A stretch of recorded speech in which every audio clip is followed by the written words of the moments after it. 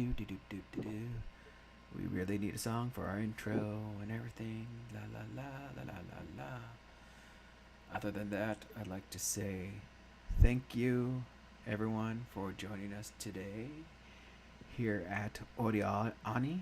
Welcome to OreAni 2023 Winter Lineup. Hope you all enjoying this new year of anime. We got a really big list this year. I think Albert said he counted 60 some plus, 60 plus titles. So, and I don't even think we listed everything. There's some like kids shows I didn't list because I knew we weren't going to watch. But I'd like to introduce everyone once again. We got going from my side, we got Jessica. Oh, We got Vinny. Hello. We have Albert. Hello. And we have the DragonWarrior. Hello.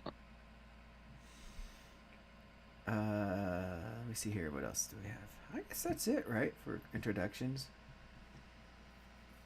Today we don't have Neil or Sean with us. I hope you guys are having a wonderful year, and hopefully you can join us in the future. Also, I don't know. Has anyone heard anything from Nick? He's still around, right? He's still around. I see his text every now and then. Nice. All right. Let's go ahead and get started. Right. Hide that welcome card and go to our title card. Oops, that's a sign. Title card. Which is called Ars no Kyoju, or The Giant Beast of Ars, which is being streamed on High Dive, I believe, right? Mm-hmm. And from the looks of it, Vinny and I are the only ones caught up to it. Looks like Albert is watching too. I dropped it after episode 3. Oh. Was it just not your thing, or what was bugging you with it? It just wasn't. It wasn't bad, but it wasn't really great either. And this season being so stacked with a bunch of shows, I decided to not pursue it. It was just I didn't really understand where it was going. So long term, I mean, it's not a bad show. You do have to get used to some of the CG aspects of it and this weird blending that they do. And the setting's a little bit strange too. It's not straight fantasy, but kind of a mage tech, it seems like. They have like flying ships and hovercrafts, and yet they're stymied by like a raging river. I don't know. Things are a little bit unexplained and too convenient. But it's okay. I see. Like, I honestly wasn't giving this show a chance. It was part of our list to watch that day, and I was like, okay, well, we'll just play it. And I wasn't really paying attention, but after a while, I actually got really interested in it, and I really should go back to the first episode to watch and see what really happened at the beginning. Because did they give you like an explanation, a little bit of what was going on in the world or something? Not really, no. Oh, so I didn't miss anything? No, it starts with like 5 years prior to the current timeline.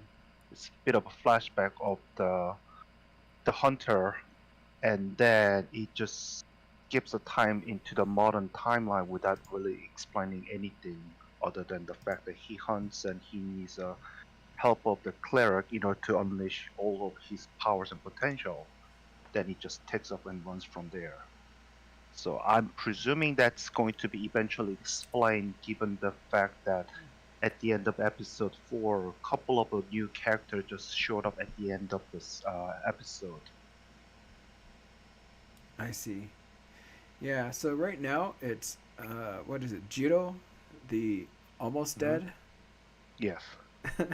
No, Jiro the already dead. Oh, the already dead is his title card that he gives out.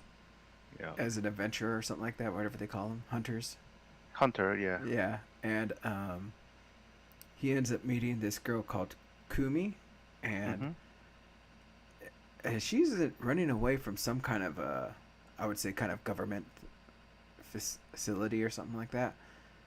And these two just happen to meet each other and are now working with each other due to circumstances. And like I said, at first I wasn't thinking much of this show, but I found it actually very interesting after watching parts of the first episode. Like I said, I need to go back and see what I missed, but everything else has been really decent. I mean, it's not like, it's almost, I think, becoming like a monster of the week kind of thing, because you always have a new monster every week. So far, yeah, but I think with those new characters showing up at the end of episode 4, I think it's going to start picking up on the actual storyline as to what the heck happened and where is this going with. Yeah, 'cause, like right now we're definitely lacking direction. It's just we're wandering aimlessly, picking up the cast as we go along. So hopefully it does start to send us in a direction that we can enjoy. But the battle and everything has been pretty, I would say, kind of lackluster, because he just recycles the same thing over and over, I would say. Where he fights a little bit, can't defeat it, and with the help with the cleric, he's then able to overpower the red-eyed monsters, as they call them, right? So, but like I said, overall, it's not too bad. The animation style is very unique, I would say. Because I don't see too many shows with this style. It kind of reminded me of this other show called, I think it was like Fractal. Yeah. So, it was pretty entertaining. So, I'm probably going to keep on watching it. Actually, it's part of our group listing, so not that bad of a show right now. But I think they finally got the full cast if you look at the cover art of the show. Yes. You have anything else to add, Albert, or should we just continue on? Continue on. Vinny? I'm a little bit more optimistic on this one, simply because it's not just another isekai fantasy, but more of a straight-up fantasy. So to me, this reminds me a bit more of an old school fantasy series. Yes, there's issues with the CGIs and the transformation. CGI blending is really kind of clunky. But once you kind of go past that, I think it's going to be entertaining to watch. Something that's those who just sick and tired of watching isekai series can just kick back and watching and knowing that this is not isekai series. So to me, that's a bonus points. And I guess just I like the opening song so much. It's very catchy, and some part of this weird mix-up of fantasy old world mixed with this flying hovercraft kind of things reminds me a little bit of a Last Exile style-wise. Not directly correlated in any ways, but to me this one is rated higher on my watch list so far, and hopefully it stays that way. All right. Next title, which I don't think we'll spend too much time talking about it, is Ayakashi Triangle. Looks like I'm the only one devoted to it right now, as it's from the same creators of True Lovedo, and I love that show. So, Ayakashi Triangle is just almost like a lot of characters seem to be the same design, but of course, a totally different story where now we, instead of an alien girl, now we're dealing with Ayakashi in this world. And it's also got, do they refer to as gender benders, right? Or is it? Yeah, it's listed as such. Yeah, where the male has found himself in a particular event where he's now become a female. So the story is going to continue on with that. It's based off of a manga, of course, and due to this Ayakashi incident that had that changed him. It seems like we're just going to continue following along the story of following this boy and the boy or the girl he's protecting, while trying to also find a way to change back, and also dealing with all the other Ayakashi. Now, this is pretty much as ecchi as I would say as the Turavru, but for its initial release, it's pretty censored. And from what I've heard, it's not going to be uncensored until you get the Blu-ray release. So you can't even go out there and look for a download of it. So with the uncensored version, you gotta wait for the Blu-rays. But I think that was the same with Toraburu. And the other thing is, it's already been delayed. They said that certain episodes will be delayed due to the COVID. So, is it worth trying to catch up on things that's already going to be delayed and then having to go get the Blu-ray versions to watch it uncensored? I mean, They use little cat icons to cover up things instead of the usual steam or flashes of blinding light or whatever, and it's clearly supposed to be, they drew it uncensored and pasted stuff on top of it. So, this is something that you might just want to wait until there's a full release, because who knows how long the delay is, even though they announced however many episodes, I don't know. It's not going to finish up this season. Just saying. Alright, I did not know about the delay. Thank you for that information. But yeah, I mean, it's your typical ecchi anime, so with the youth, I would say, right? High school drama, rom-com, and such. So if that's what you're up for, then you could try to watch it week by week or wait for the release. The next title is something I think quite a few people were excited for. Benria Saito-san Isekai ni Iku, or Handyman Saito in Another World, which I believe the newest episode came out today, right? Which releases on Sundays. Yeah, it just came out today. Yeah, so this is a Crunchyroll show. And unfortunately, it didn't make our list of shows to watch as a group. I think it just missed the cut. Well, not just, but yeah. But it's another one of your isekais, right? That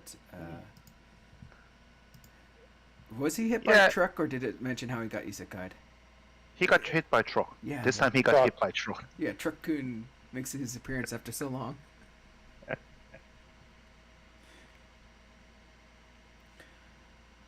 But as I was watching this, the biggest thing that bugged me was Saito's voice actor. I was like, I know this voice. Then it finally hit me. Haganai, the main guy in that show, did the same voice for this character. It was just so similar, it was bugging me. But it's a bunch of, I would say, short stories, right? Within an episode of following Saito and also other side characters around this world. But it does mainly focus on this one group with Saito. I would say there's a female, warrior or knight. I would say warrior, more likely. This fairy that is like their healer, and then this wizard. And I would say the wizard guy is the funniest thing to me in this episode. He makes me laugh so much. Because he's gotten so old that he's kind of going a little senile and forgetting things, and it causes problems for the group. But with Saito joining the group, he's kind of helped him along, and also helped this group as an adventuring team to help succeed. Yeah, so this is one of the better isekais this season. It's one of the two I think I'm following. It's based on a manga, and I can tell you that, at the beginning, it all seems kind of like short skits and disjointed, but if you're up to date, at the end of episode 3, their team has discovered another part of the dungeon that was previously unexplored. So everyone is coming to explore that section and try to get rich, right? Find all the treasures and get rich. And so all these other side characters that had no relation, now they're all coming together, and you'll see a big story starting to form. There will be, I believe, 2 large arcs that will happen from now on. So I think it's unfortunate that the beginning kind of followed the manga, and a lot of people are just like, oh, these are a series of short skits. I'm out. But that's actually not what it's going to be in the second half of the show. So, I would recommend it. I like all the characters, and the stories are interesting. The world building is kind of hilarious at times when, the king goes, this really old king, and I think in episode 2, there's a talk of another demon lord, so he's like, I guess I'll go take care of him. And then he comes back with the actual head of the demon lord, who is still alive and talking, right? Mild spoilers, but it's wacky hijinks. It's much more grounded. There are also scenes that make you uncomfortable because people get injured with actual consequences, despite the healing, and if you don't want to see a lot of blood and bones and things like that, this might not be the show for you, but it is far more grounded and the original fantasy tropes, and not necessarily this new isekai. Everyone is super powered because Saito is, I think he shows up and after like a month of adventuring, he's only like level 8 when everyone else is, in the 40s or something like that, if I recall. And Morlock, the wizard, the forgetful wizard, being in 80s, which is unheard of. Even the magician, the wizard for the kingdom, is only around level 60, 65 or something like that. So Morlock is really unusual. Actually, the entire party is a bunch of weirdos. By Saito, the handyman, joining in, it actually becomes a really strong party. So, it's about a man trying to find meaning in life, where previously, just as a handyman, he felt unrecognized, unappreciated, and in this world, he can do something about that with his friends. So, I recommend it. Yeah, really highly recommend, I would say, as well. I just got to say that my favorite scene, though, is with him running with Morlock with the zombies. That's all I'll say. But what's next? Let me see. Let me go back to our list. Sorry. This one. Do I have a title card for it? Because it's from last season.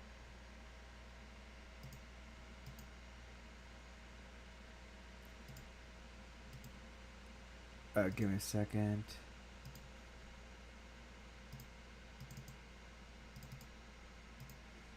We'll let Jessica take the lead on this. She wanted me to do a quick mention on this show called Blue Lock.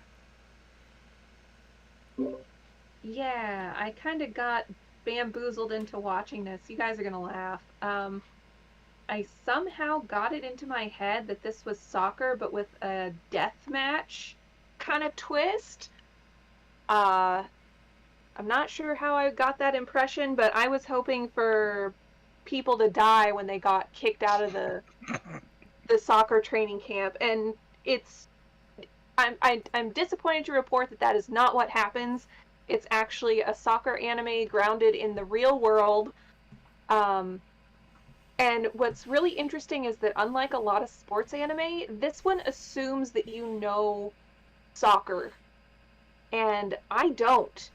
So a lot of the stuff that they're talking about goes right over my head, and the anime doesn't explain it. But I'm actually okay with that, because it means that the narrative doesn't come to a screeching halt in its track while it explains what a pass or a shoot is or what the rules of the game are. The anime assumes that you are watching soccer because you like soccer and you know the rules. But what kind of fascinates me about this is that it strikes me as being slightly jingoistic. So a lot of the characters are talking about how humiliating it is that Japan never places well in the World Cup. I think they said they made it to 16th place or something. And so there's a lot of Japanese flags waving around, and the government's getting in on how to train up a really good team so that they can win the World Cup or something. And I just thought that was kind of unusual for a sports anime. Do any of you guys know, is soccer a really big deal in Japan?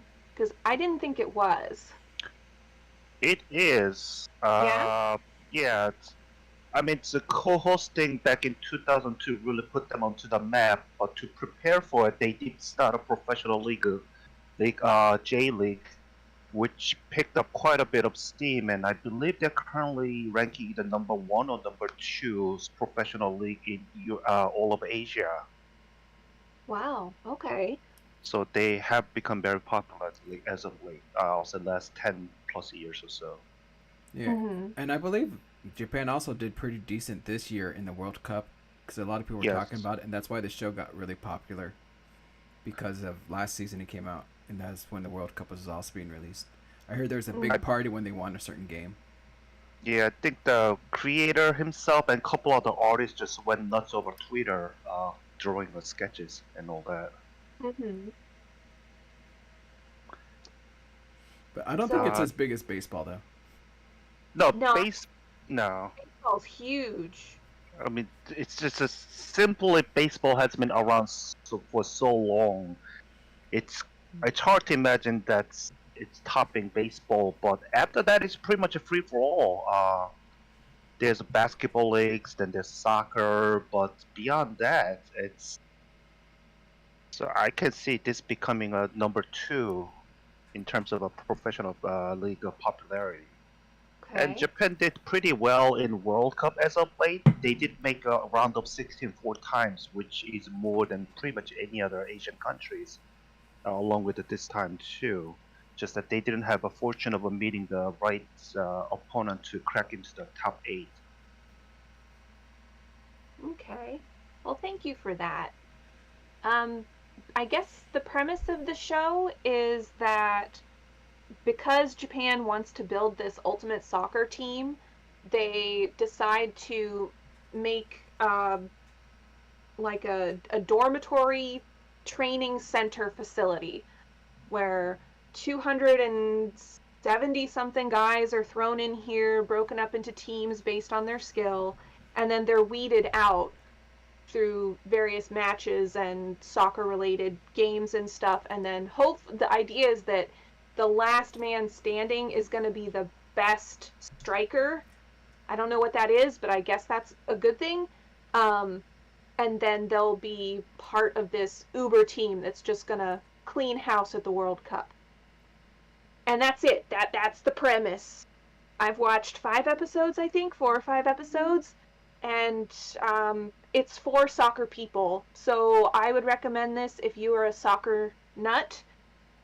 If you want blood sports and death and, players getting eliminated, get killed, unfortunately that is not what happens. So you're going to be disappointed there. But yeah, that's really all I got to say on it. I'm actually very interested in how you got that mix. I don't know. I don't know if it was maybe a Google translator or if I was on a social media site and somebody said something, but it was stuck in my head that's what it was. So you thought it was like the death billiards of soccer?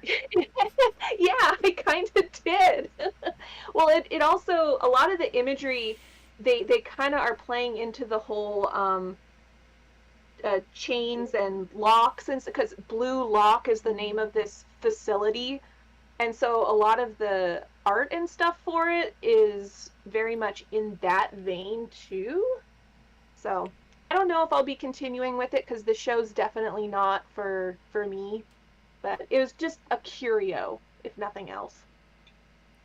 All right. So I believe right now they're up to 18 episodes. So if anyone wants to try watching it right now, you got plenty of content.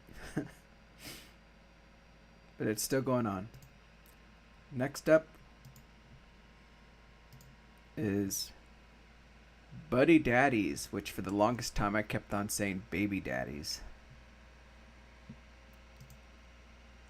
And I was not very interested in this show as well. And it might be another show I drop, but I'm not 100% sure. But we ended up watching the first 3 episodes, and it was okay, I would say. It's a tag team of these, the duo that I don't know how to, like, they're friendly, they work with each other and everything, but their friendship is kind of unique, I would say. But it just so happens that this new, innocent, cute girl ends up getting involved with them and now is living with them. And these 2 assassins, I guess you would call them, now have to deal with their job while working with raising this little girl right now.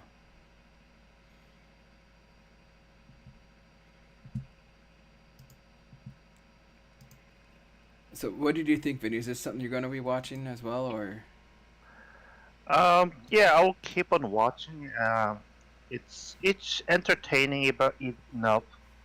Just that after their last series, which was full-blown actions and blood and all that, this almost seems disappointing in terms of action parts because it's actually more grounded, even though some parts are very unrealistic.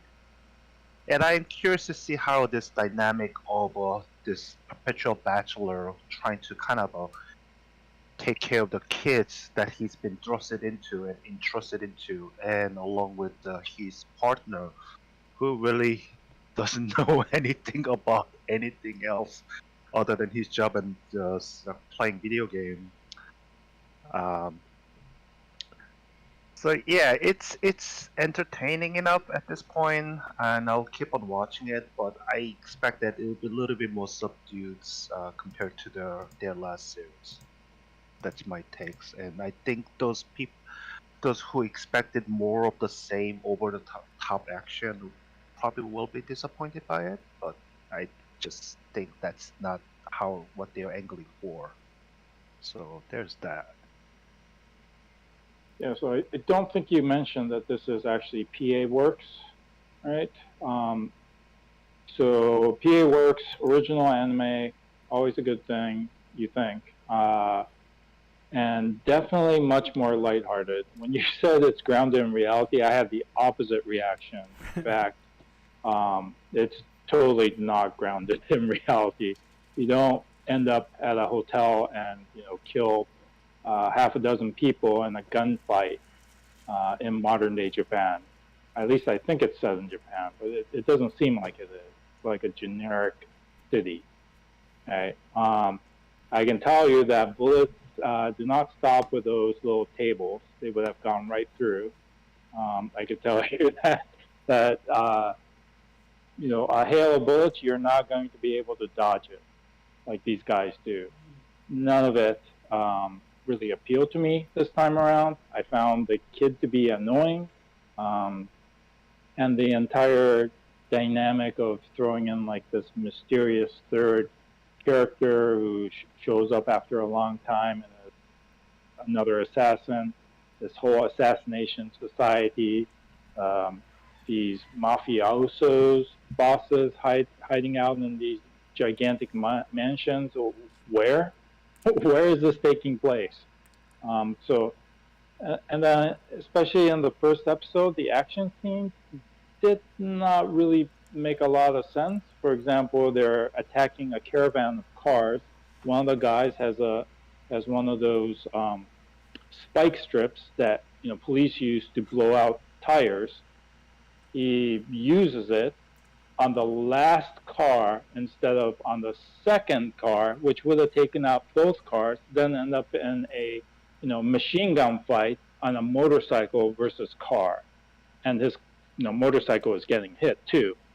So none of it this is completely comedy, and I did not find that part of gunfighting or any of that assassination attempts realistic at all. So that's why after watching episode 2, I dropped it. But that's just my opinion. So there you go. What about you, Dragon? I thought it was okay. I haven't really caught up to where it is right now. I do plan on trying to catch up sometime soon, but for the most part, I've been thinking it's okay. It's not. I mean, I was kind of like hyped about it before seeing it because I was like, oh, this might be similar to Spy Family. But then watching it, I was like, it's like, eh. But I'm gonna try to catch up on it soon. So, but so far, I thought it was just like, it was like an okay watch. It's not like I wouldn't like dislike it, but yeah. Yeah, so if you were hoping for a healing anime like the Yakuza Babysitter thing, no. That's what I was kind of hoping for, but we didn't get that. Next title here is, we'll skip over Danmachi, because that's just a continuation from the break that they took last season. So if you're already watching it, you should already be watching it, right? Next up, we have this show with a super long name. Give me one moment. Eiyuo Buo Kiwameru Tame Ten Seisu Soshite Sekai Saikyo no Minarai Kishi? Bless you. Reborn to master the blade from the hero king to extraordinary squire. So this is another one of those isekais this season that's been coming out, and what to say about it? You just got this old guy was the king of a country, gets reborn in this new body of a little girl, and due to various things in his previous life, he kind of doesn't want to live that anymore. He wants to be this unextraordinary person, right? And just wants to live a decent life.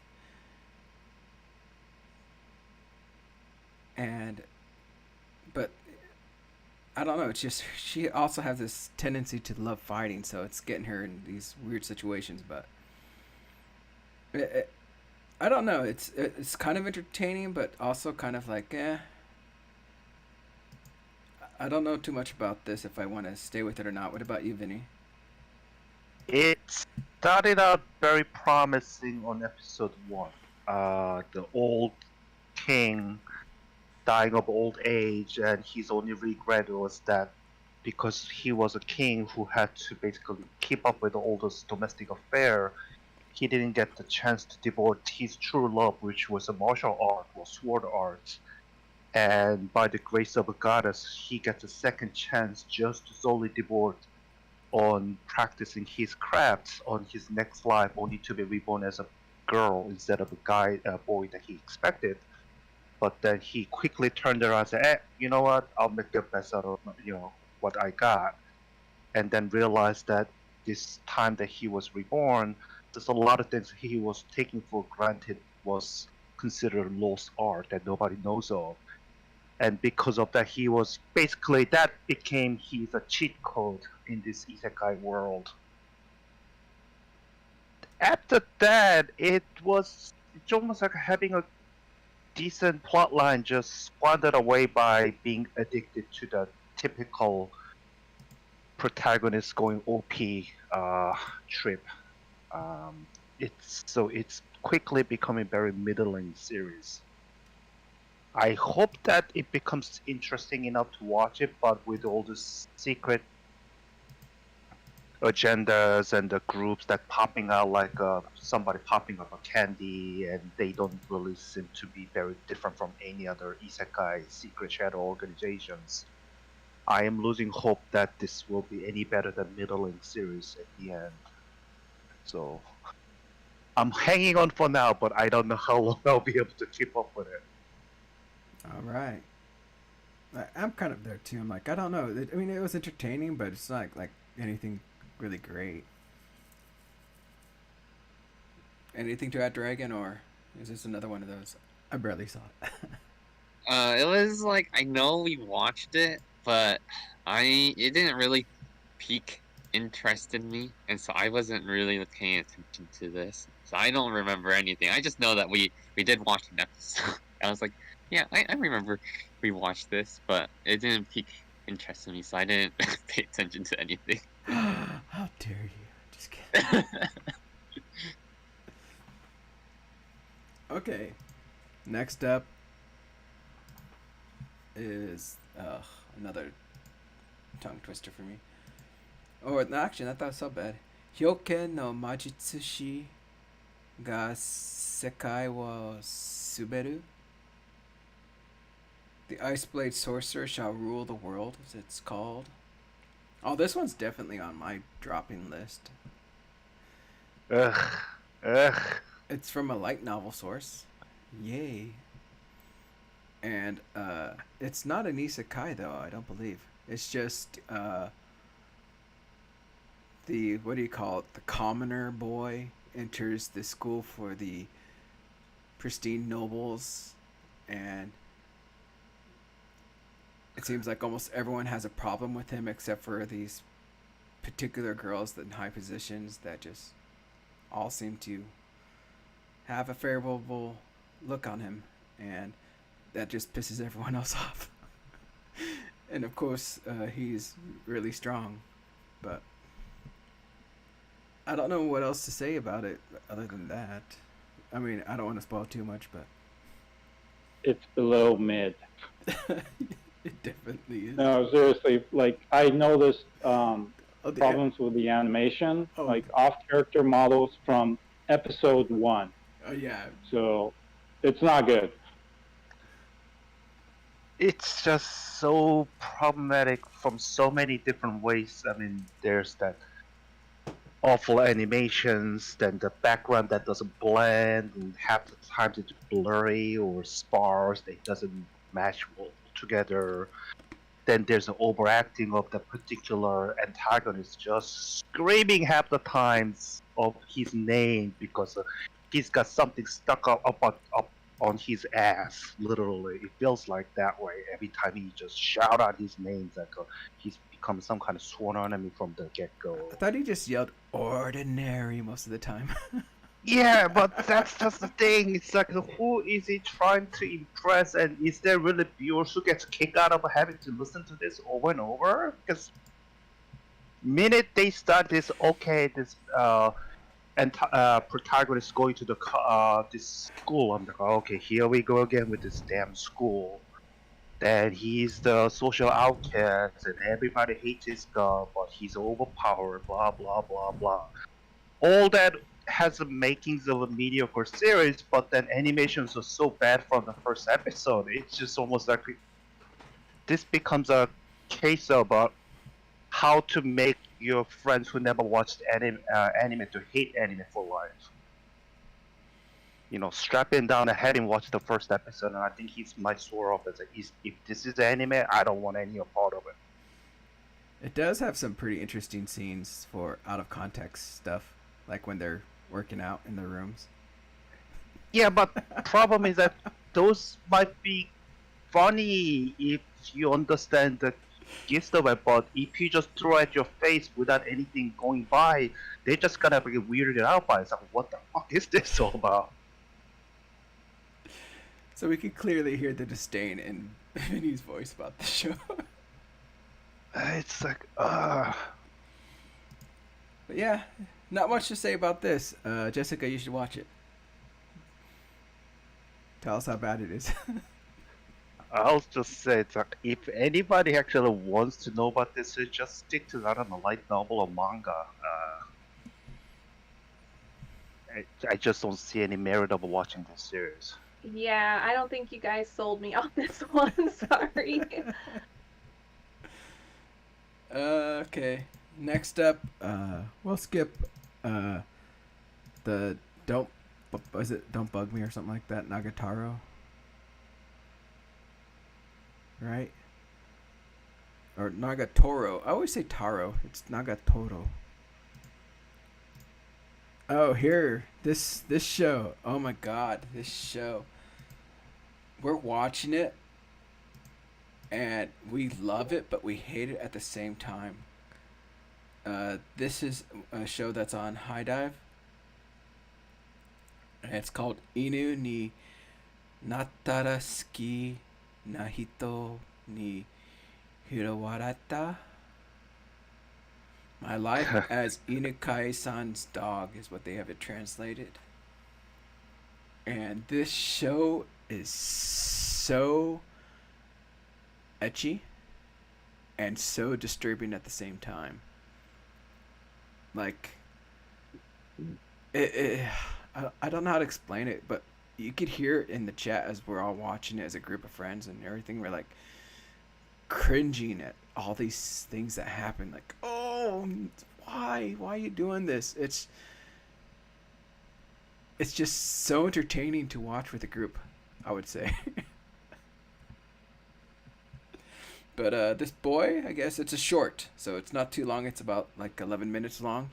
But this boy finds himself waking up and now he's a dog. He gets picked up by his classmate and he's unable to communicate, but he's put in all these situations with his classmate that just is very ecchi. You know, taking a shower, cuddling, going on walks, and being in this weird position where you are as a small dog. So, I mean, if you like ecchi stuff, this is definitely one of those titles out there, but it's also got a lot of really cringe stuff going on as well. It's like straddling in between fetish and mental health issue. Mm-hmm. What do you think, Dragon? Your favorite show? No. It's definitely not my favorite, but it is very entertaining and funny to watch it with the group, to hear everyone's like reactions to what's going on. I can definitely see why Albert didn't pick up the show or dropped it. I guess you dropped out the first episode, right? First episode, not watching it as a group, so I mean, it would be fun to make fun of it, but just watching it by myself, I'm like, there's a lot of issues here. So, no. I will say this. I'm happy that I was able to figure out who the voice actor was for the mother. Because they don't have her listed, and it was bugging me so much. And then I figured it out that it was, what's her name? From Suzumiya Haruhi Mikuru?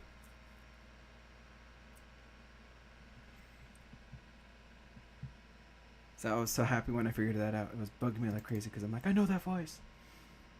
Who is it? But yeah, if you like etchiness and weird weird things going on, definitely your show. It's on High Dive once again. It is censored on High Dive, so you got like what was it? Faces of a Dog again or something like that? Or Paws? I can't remember what they did. Face and Paws. Yeah. Next up is another show that I'm liking, but I don't think anyone else is liking, which is the Isekai Nonburi Naoka, or My Farming Life in Another World. And I love the manga, so of course I love the anime. The anime is progressing, I think, a very decent way from how the manga was. So It's been very entertaining. A lot of the info dumps that they give us are done in these quick, just like post-its of like, oh, here's how the farm grounds look now, or this is how the farm grounds look now. And also, they've toned down a lot of the sexual stuff that happens in the manga. Thank God. So you don't have all that stuff going on. But, of course, they do somewhat imply it, but it's not like it's heavily a big thing in this. And it's progressing pretty decent, I would say, at a decent pace, considering that I think in the manga these chapters were kind of short compared to some other manga. I think these were almost like, I think it was like as if it was a weekly release. So it was only like around 15 pages or something compared to like 30 or 50 page mangas out there. But yeah, I mean, I'm enjoying it a lot. We've gotten to meet at least I would say about 5 characters now, maybe a little bit more, with this new group that just joined. So it's been entertaining to me, at least, seeing this manga become an anime. What about you, Vinny? What did you think? I find it to be actually a better version of the two compared to manga. Yeah, manga is short chapters, somewhere in between 15 to 30 pages top, but it was such a dense read because of the fact that it heavily relies on input dump to catch readers up to speed. I find it almost becoming a chore trying to get through certain chapters because there's just so much things that pack it in. Whereas in anime, as you mentioned, that its pacing is better.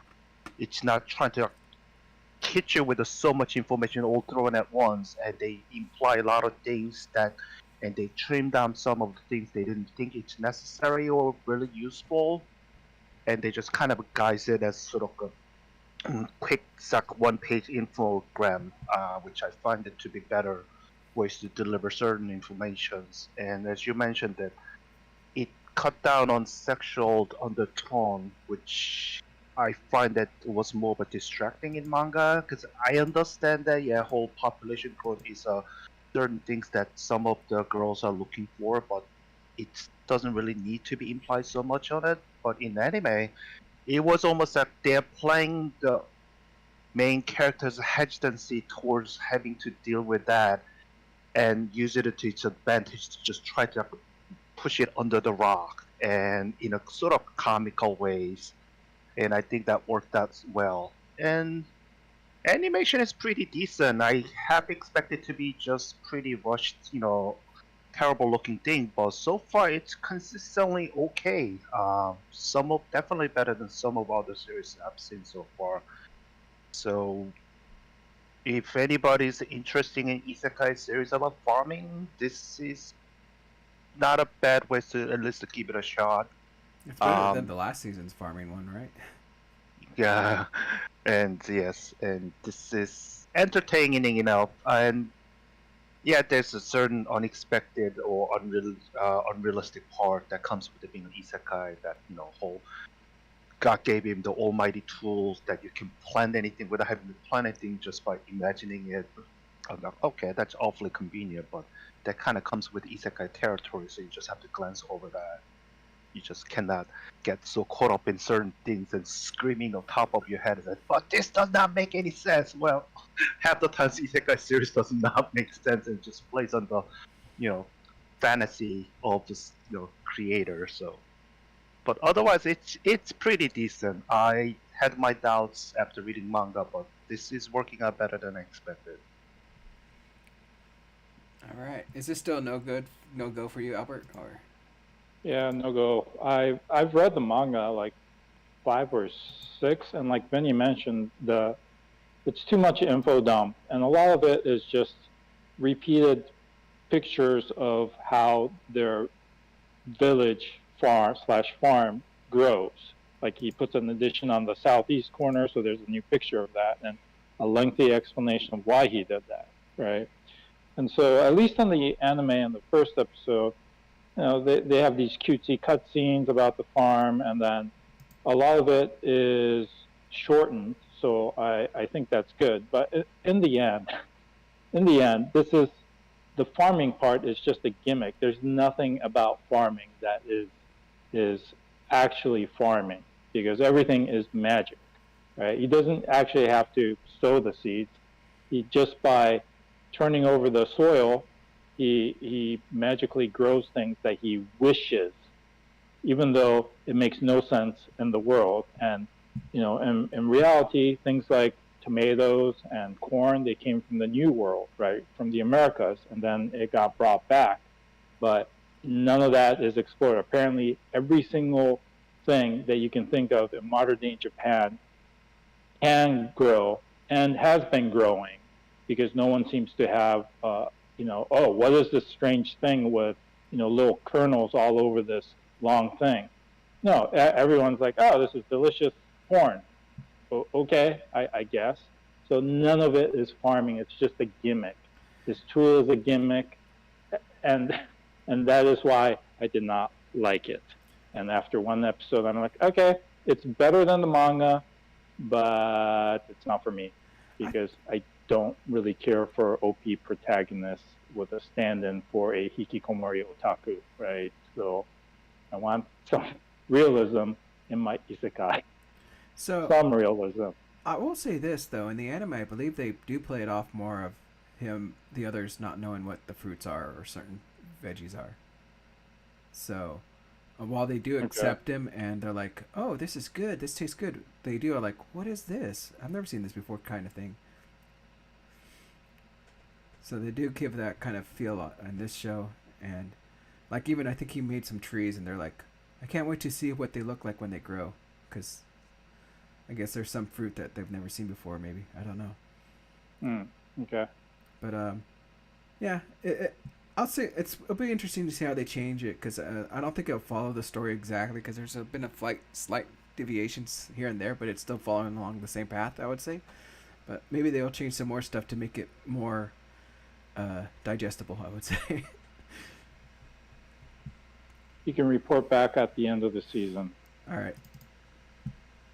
What's next? Next up is another. Oh no, this isn't an isekai. It's so weird because these are like isekai-esque, but they're not isekai, right? Which is, let me see how do you say this. Kaiko sareta ankoku heishi 30 dai no slow na second life, or chilling in my 30s after getting fired from the Demon King's army. The slow part. Every time title gets the word slow thrown in there, I just shudders a little bit. It's another part of the trope, right? So instead of being kicked from the hero's party, he's kicked from the Demon Lord's army. All right. So I mean, all right, I've read a fair amount of the manga, and I believe it's based originally on a light novel. So I was checking it out to see how this adaptation is it going to bring something new to the storytelling, and it really didn't, which is why I dropped it at episode 3. But I did want to give it the full 3 episodes, and it's about the guy Daryl, who is, in this world, the Mazoku is what? The demons are no different than humans, except demons can use magic and people can use auras, A-U-R-A, right? And so Daryl is a demon.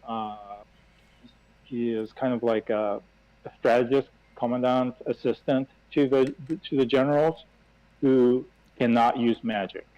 And so the new head of the 4 generals is like, you're fired. I don't like you. You're fired. And there's a backstory because of that. He gets fired. He leaves and wanders and almost, is starving when he comes across a human girl that is being attacked by this baboon monster thing. And so with just her knife that he picks up, he's able to defeat this powerful monster, is welcomed into the village, and so on. She falls for him, clearly, and her father happens to be the mayor / guild master, and recommends that he becomes adventurer. And he is thinking, oh no, adventurer, those are the human people. I'm not human. This contract to become an adventurer is going to reveal it. I gotta get out of here. But through an accident, he actually makes the contract, and it works. And he realizes, oh, I'm not a demon. I'm human. In fact, I'm a very powerful human because I can use all 4, I think, auras, where most people can only use 1, sometimes 2. So thus, his adventuring life begins in this kind of backwater town. And through his use of just being a smart person and a caring person, he starts solving all these different problems. And that's kind of the story. And it's a fine story. I think I can't remember what volume I'm up to in the manga. And at least in the girl that he saves, Malika, she has assets, shall we say, that he's very interested in. He can't take his eyes off of those assets, shall we say. And that's, par for the course, but he's in his 30s, right? And so it's not like, oh my God, boobies, I can't handle it. No, he's just like, she's very, very forward. But they also have toned down the fan service in the anime. So, for example, there's a scene very early on where she's running away, he's on the ground. She jumps over him, and he's like, oh, white. In the manga, you actually see it. In the anime, you don't. He just says, oh, it's white. So things like that, I think they're tastefully changing. And the animation's decent so far. Nothing about it is bad, but it's just that I was hoping they would bring something new for the anime adaptation, and it really hasn't. It's just kind of following along what I read in the manga. I don't know if there was enough difference between the manga and light novels like a lot of other series, but in this case, there's not a lot of difference between the manga and the anime. It's a fine adaptation. The pacing is good. Animation's so far decent as of episode 3. So if you kind of like the fantasy, genre trope, it's not an isekai, but there is a lot of isekai-ish tropes in there where he ends up being more powerful than he thought, right? But it's still a decent show. It's just that it wasn't for me in this stack season. Going with that overpowered trope, like you were saying, where he is really strong, it's just his kind nature that kind of prevents him from going all out and doing stuff and standing out. Which is, I thought, he really would nice. rather have a peaceful resolution to things than, to smack someone down, even though they might deserve it. But the reason he's so powerful will become apparent by the end of the season, but that's a whole nother story. Yeah. So the only thing that I would say that bugged me from the manga, and they're still doing it here, but it makes sense when I thought about it later on, is that they kind of play him off as a slow-witted person. But, which made me wonder how he became like this big general in this army, or not general, but the assistant to the generals. But I guess I kind of realized it later on, maybe why that is, but I'll leave that discussion for the end of this season.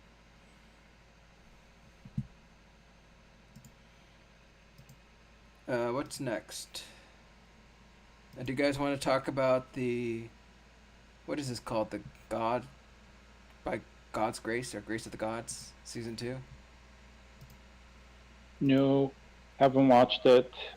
It's pretty much the same thing as the first season. So if you like the first season of the Slime Rancher / Slime Laundry show, isekai show, it's fine, despite the weirdness of having a 30-year-old man just stuck in a, how old is he? 8, 9, 10, somewhere around there.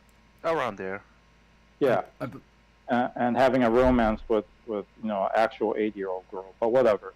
So, if you like the first season, you'll probably like the second season. But after watching the first season, I'm like, okay, I see the story progression, and there are some interesting bits that show up in the manga later as the gods get more involved and try to figure out, well, where is the god of our Earth, our real life, things like that.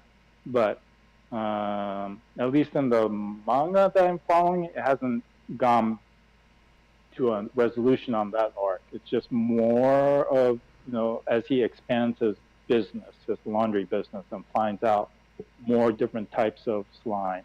So it's a fine isekai / slice of life show, but it wasn't for me. Mm-hmm. Next up, we got this one, which Vinny's watching, is the what do you call this? Kori Zokusei Danshi Toku na Doryo Joshi.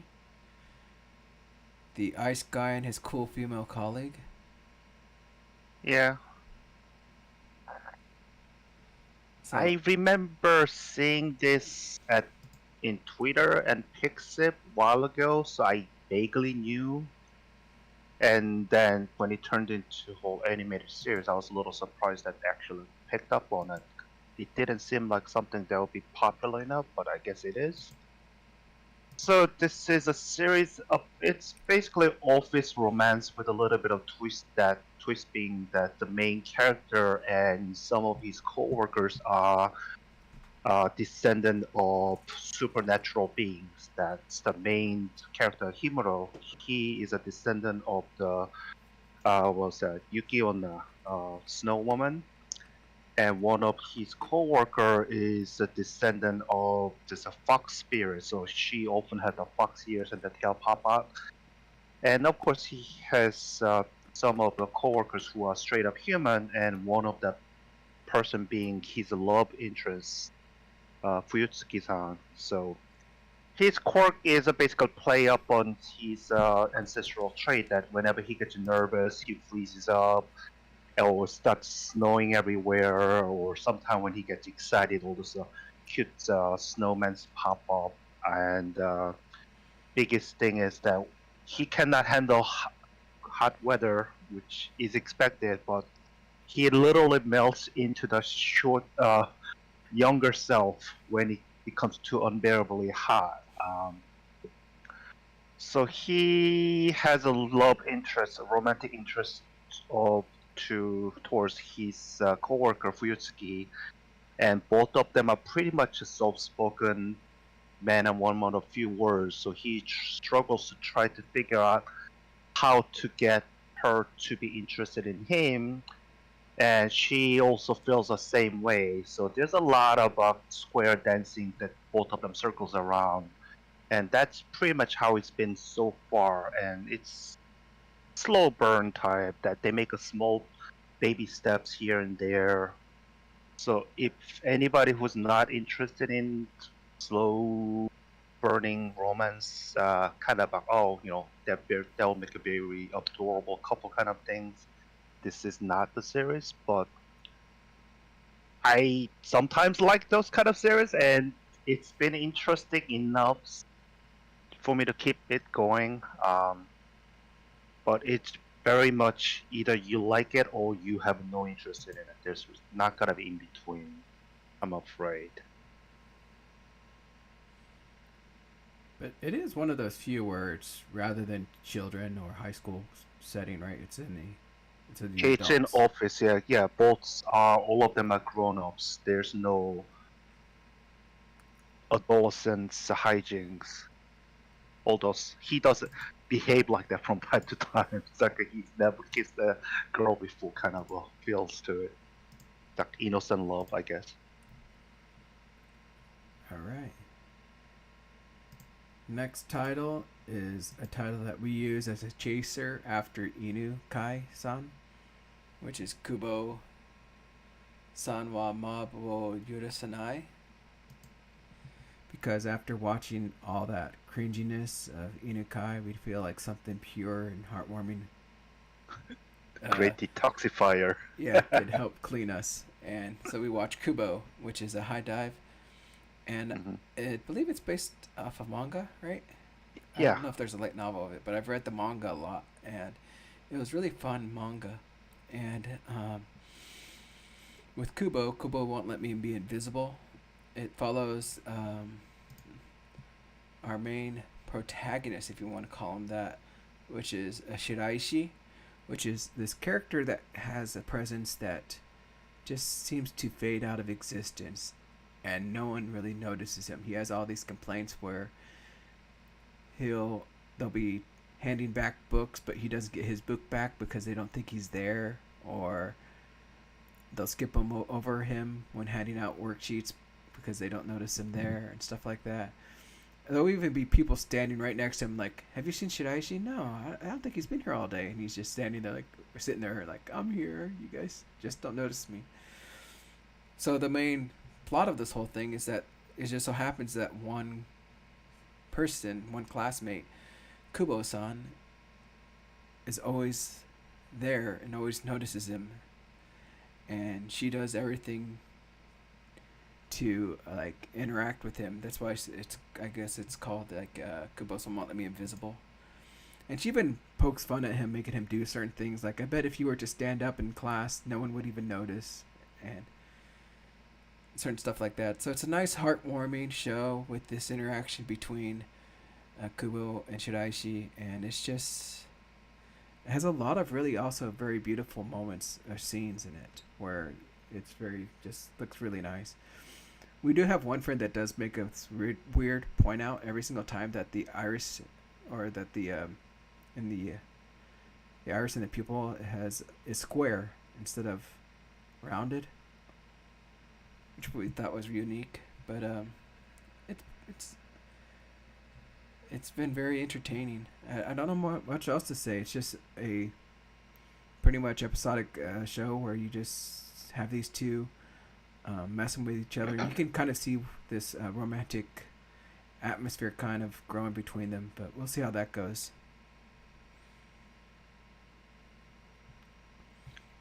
It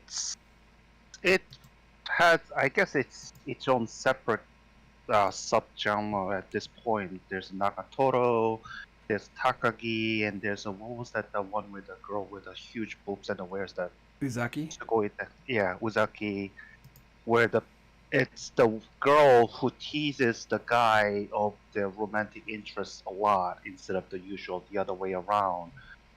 But I find the difference is that this is a more of a gentle teasing, almost harmless most of the times. Whereas I find the Nagatoro's teasing to be almost a downright hateful at times, which I find it very hard to watch. It's almost like some of the teasing, it's in real life will literally get him into trouble in legal ways. Whereas this is more like you know, she teases him, but then it's almost playing on the fact that he's almost invisible. So she's trying to get him to be a little bit more visible, but not to the point where he's gonna get into trouble for doing some of the silly stuff that he has to perform. And also, you can always tell that she does it out of her goodness of heart sometimes, and out of because she's very much interested in him. But she also knows the boundaries is to not to push it too far to make him too uncomfortable. And she definitely shows more of a caring side. So I find it to be more agreeable to watch and enjoy than some of the other series of this type. What about you, Dragon? Are you loving this one? Yeah, very much so. It's just like so like wholesome and heartwarming. And definitely after Inakai's dog, this is definitely like a really nice chaser to just feel all like warm and fuzzy inside. It's just so cute, and I just always enjoy watching every interaction between the two. I just remember last night Dragon yelling, "Oh my god, they're holding hands!" Ah! That's how babies are made. Yeah, exactly. Dragon, did you want to talk about Mao Gakuen no Fugeki Um, Gosha season 2?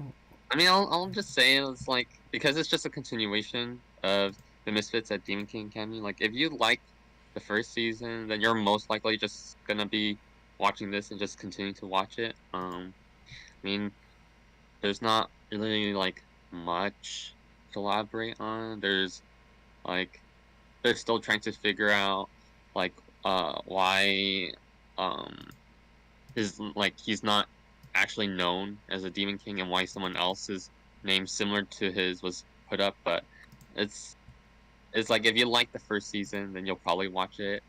Not really much to say about it other than that. All right. And Jessica, could I ask you to say something about Mononogatari? Because I was actually very interested in it, but nothing ever drew me to it. So, like, I saw you maybe saw a little bit of it. Yeah, I saw 2 episodes. It's okay. It's not. It doesn't really do anything to stand out. It's ostensibly this family that's in charge of making sure that oh crap, I forgot the name, but the Japanese concept of an item gaining sentience and becoming a spirit that possesses the item. Anyway, there's a family that the main character belongs to whose job it is to make sure that these spirits don't hurt people. And that's pretty much it. Again, it wasn't really bad per se. It just didn't grab me, and it's not really doing anything new. Tsukumogami, thank you, Vinny. Yeah, those guys. So it's okay. I wouldn't warn you against it. You might want to check it out, but it's also not one that I say you have to see this season either.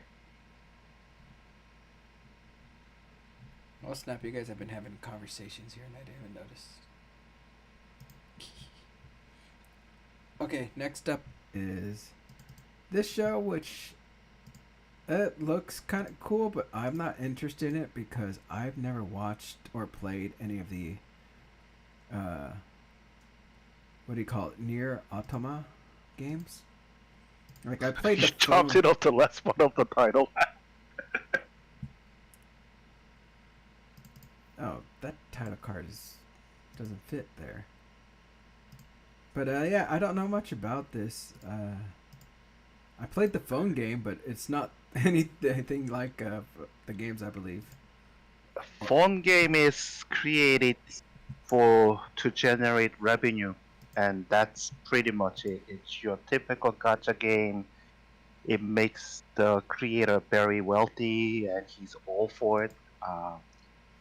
The creator is a very enigmatic person to begin with, and the series that he created is just as wacky as well.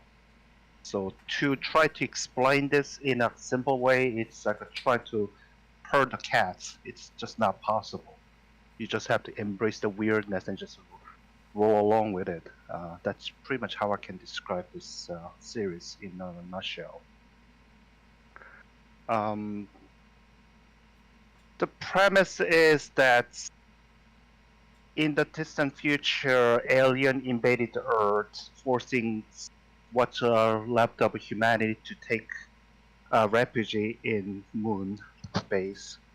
And they created the battle-type android on their behalf to fight the war against the alien, to try to force them out of the Earth so that they can reclaim it. And that war has become protracted affair that's been going on for centuries, and it starts off as the latest campaign of a battle androids being sent to this coastal area by the old factory where they suspected the aliens are using some of the old human factories to build more robots, and story goes from there. It's centers on the 2 main characters called Chibi, which is a battle type, and 9S, which is a surveillance spy type of androids.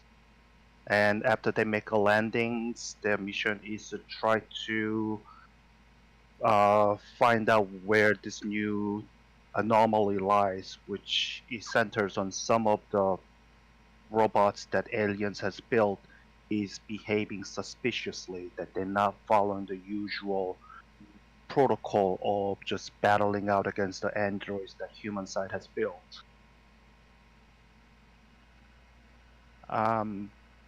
Those who play the video games probably are watching and hoping that it will turn out well, since any video game turned into anime has such a spotty track record. Some are okay, but most of them are just turned out poorly. And the fact that episode 4 just got shelved indefinitely doesn't really build us confidence, unfortunately, even though it's done by A1. And I think when we watched the first episode, pretty much our eyes are focusing on the wonkiness of the CGI during the flying sequences,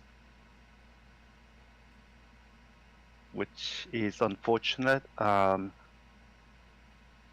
the music is as great as anybody who played the games would expect it. That, there's certain scenes where there's certain music, the soundtrack comes on, and everybody kind of knows, yes, this is what I was waiting for.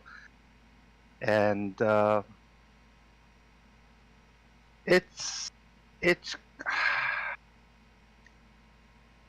going to be a hard sell for those who never played or has no interest in playing the game, simply because I expect a lot of the details going to be left behind, and there's also an issues of how are they going to resolve the whole problem of multiple ending, which this series is known for.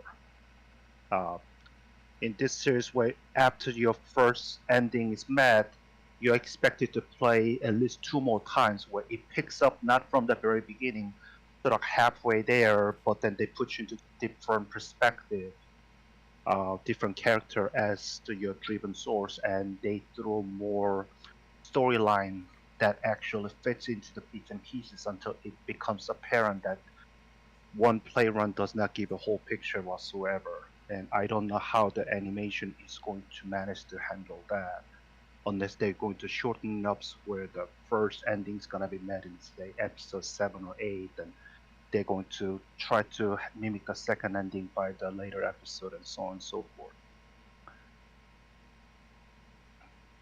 But I'm just simply hoping that they'll come back healthier and be able to resume episode 4 sooner rather than later, since I'm afraid that if this becomes stalled any longer, people's gonna slowly lose interest over.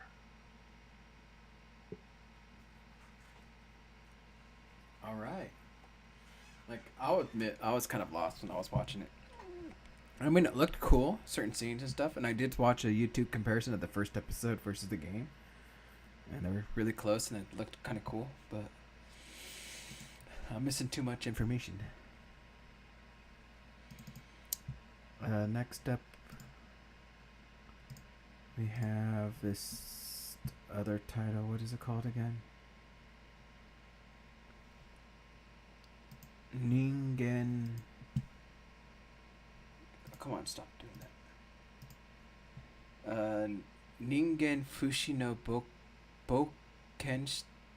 Bokensha Tachi ga Sekai wo Sukuyo desu.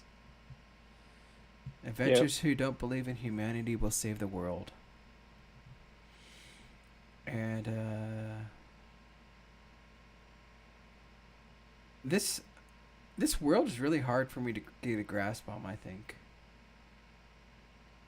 because of certain things that they're shown. Because it's completely made up. You mean the idol scenes? Yeah. Why? Someone tell me why. I have no idea. I think that's the only thing that doesn't match, right? Or doesn't fit. Like, everyone else's story kind of makes sense. Sure-ish. I mean, I only watched the first episode, and the idol scene just blew my mind. I'm like, this makes no sense. They've got light sticks. They're wearing the Japanese style, happy coats, right? And there's an idol concert in the middle of my fantasy show. What was supposed to be a fantasy show. Yet another kicked from the party, but all 4 people got kicked from their own parties, so decided to form their own party because they don't trust each other, so they might as well be with others that don't trust each other. What? okay. And apparently, fast forward, to the end of the story, which I don't think has ended, but the title basically tells you that they end up saving the world. So against whatever, probably the Demon Lord's army, I don't know. But it's just wacky and totally yanked me out of this fantasy setting. So then I was done in episode 1. So how come you guys are continuing to watch it? We gave it the 3-episode thing, and so that's why we watched more of it. But other than that, every time it does that fantasy, the idol thing, it kind of does draw you out. But it's been going slowly over the backstories of each character, and I find those somewhat entertaining, especially like they do one over the dragon girl and why she got into that situation. And also, I find the character building a little interesting as well, because it's like, granted, they're going with this belief that we can't trust anyone. You can only trust yourselves, because everyone else is going to screw you over. And they even make this group based off of that. Like, don't trust anyone. You only need to trust yourselves. But it seems that slowly that these people are kind of opening up to each other and accepting more or less each other. But at the same time, there's these moments where something does kind of like they kind of lose their trust, but it's not like necessarily because they're doing it out of spite. It's like an accident. Like they'll be in the middle of the fight and the mage fired a fireball or something like that, and it almost hit one of the teammates, and so she thought they were aiming at her. And of course, with her pride and everything, she wouldn't apologize and stuff. So them having to overcome that issue was somewhat entertaining, and it's, I think, just if you just ignore the idol thing, it's actually kind of decent, I would say.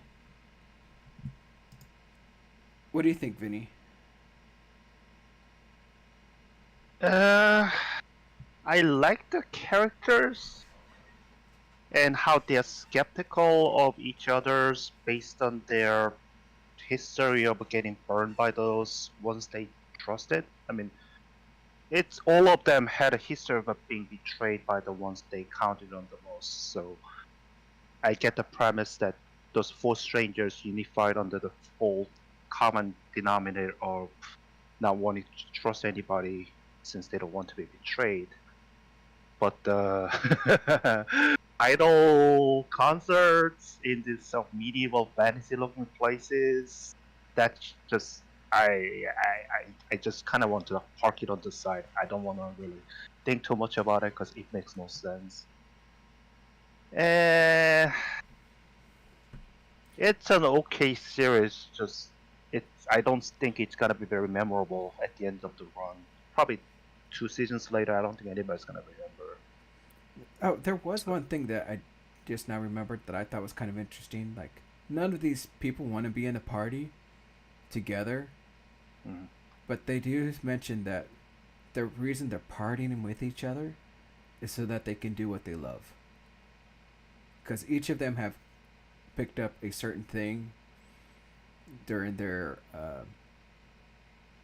loss that makes them happy. Like, of course, that guy's the idols, right? The dragon girl, her new love is food. But you can't have food without money, right?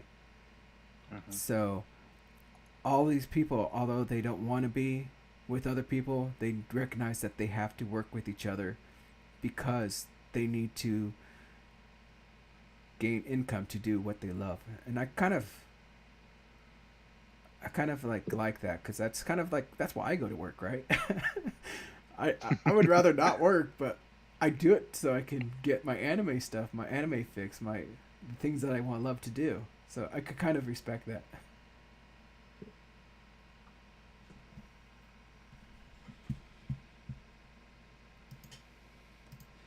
Next up is, what is this, Neko something? Or what is it? Nekomonotachi no Yoru.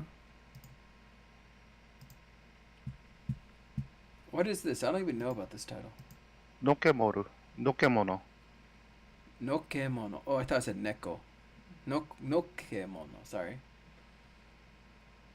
The Tale That's of the Outcast. yeah, the Tale of Outcast. Is it good? You watched it? I did? Yeah. No, I didn't. Yes, you did. When? First 2 weeks. It's the one with the furry. The furry? Okay, can you guys give me a reminder? I have no idea. It's like, that explains nothing. Oh! Oh! Okay, I saw the cast. Now I know what you're talking about. I didn't really care for this one. It just I don't know. I couldn't get into it. I thought that the demon fella was just kind of an irritating character. Oh, he's so bored because he's so old, and it's like, dude, that's your problem. Surely, after hundreds of years of existence, you'd find a way to, make life interesting again. But he rescues a girl who is in dire straits, and it's kind of like a Beauty and the Beast thing. It wants to be the ancient Magus's bride, but it just fails. There's no heart in this at all. I don't think. What do you think, Vinny? I was thinking same line. I was thinking more and more I watch. I'm thinking this feels like a pale imitation of the ancient Magus Bride. Exactly. Just watch that one instead. Don't bother with this one. Which I believe season 2 will start soon. Next season, I believe. I hope so. Yeah, I think it starts in April, the season 2. So there's a hope. Can't believe I forgot about this one. This is actually slotted for 2 cores. Really? Yeah. Wow. Oh. But yeah, I thought it was actually entertaining. It's for me when I was watching it. Granted, I forgot about it. So okay, no, I mean that kind of answers the question. It's decent, but not great by any stretches of means, and that's the problem. And there's always seemingly that monster of the episode. So I don't know where this is gonna go. I mean, the girl already lost eyes, so how much more tragic it's going to become? Yeah, it sort of seemed a bit like a parade of tragedies, one after the other, and it's pretty predictable too, because her brother's out there, and I mean, it was pretty obvious that they were siblings, but the show acts like it's some sort of huge reveal at the end of episode 1 that they're siblings. It's just, oh, okay. Oh, did you watch past episode 1? No. Okay. Because actually I was shocked, because I thought that was going to be the overlying arc, was him trying to find her. But they meet just the next episode. And Marbus and Snow fight and have this big battle. But Wisteria ends up interfering, but also because of the rules of the church, I guess. I can't remember. I think it's a church. Anyone who has a contract with a demon is also killed. So he has this new conflict because now he knows his sister is going to be targeted for death. And so there is this whole new thing at play with how he feels and how he's going to have to handle stuff. But so there, I think that is a little more going on with that. But as far as each episode's going, I don't know where they're taking this story, where they're trying to lead it. We just keep on meeting new demons, new people who are in contract with them, and then of course you have those people that are trying to destroy the demons and kill them. So I think it's just going to be this back and forth thing for a while. That got me. I honestly thought it would be like mid-season until those two met. Because like you said, it was obvious who they were to each other. But I thought they would play it out a whole lot longer.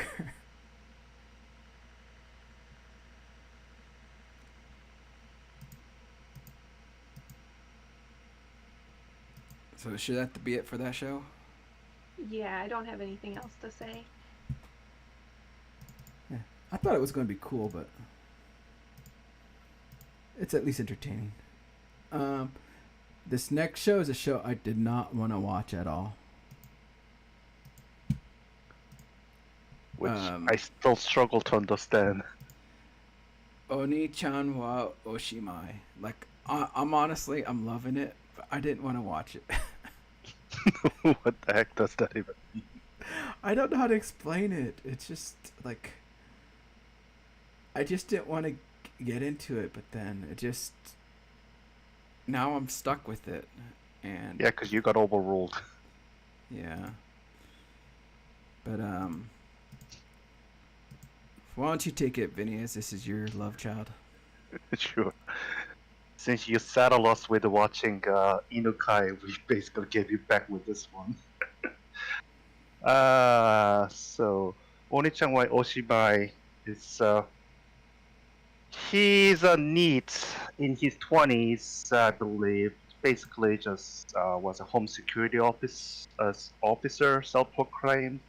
He just like to sit at home in, holed up in his room, watching anime, play those adult video games, and collect the figures, and read all those good stuffs, and that's his life enjoyment until one day his younger sister, who's a brilliant, smart, outgoing, well likable, decided to pull a little experiment on him and turn him into a girl. Except not the girl of same age, but he literally got shrunk down to middle schooler girl, and hence the whole hijinks of he encountering not only the shrunk body but the body of a girl and all those things that he didn't expect comes to play. That, oh my gosh, where's my thingy that's gone, and why is this boob is bothering when I run, because that's something that he ever encountered. So what started as a little bit of a hijinks, and it's turned into a whole comedic drama, lighthearted, as much as it allows to be. Where he now has to learn to live with this body of a teenage girl, and sort of try to reestablish some of the relationship that he has got grown a part of. The way it's drawn and the animation is very spontaneously and very lively. It reminds me very much of some of the series from the Doga Kobo and their comedic series. Then to find that it was not done by them, but it was done by Studio Bint, which is known for their what was that series?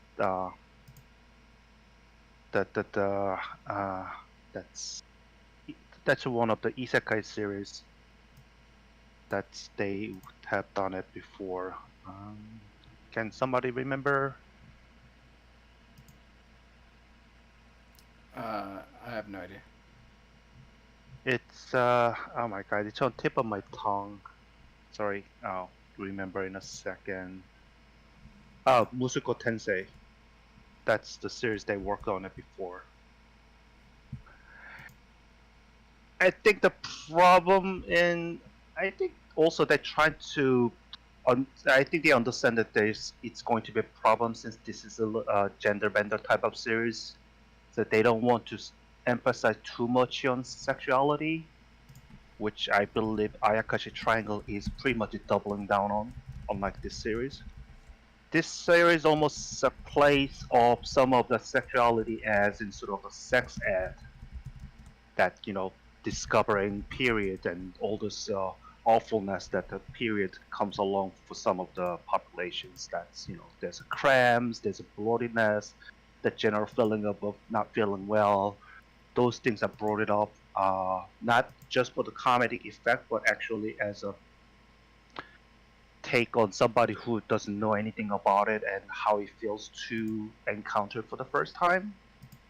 So that's more grounded and interesting, since this could literally be just turning into the whole perviness fan service, which it hasn't really. And the characters around the main character is likable. They got their quirks, but I find it to be very interesting and funny series to watch so far. It's not lacking. It doesn't have a really dull moment, for the lack of a better way to say.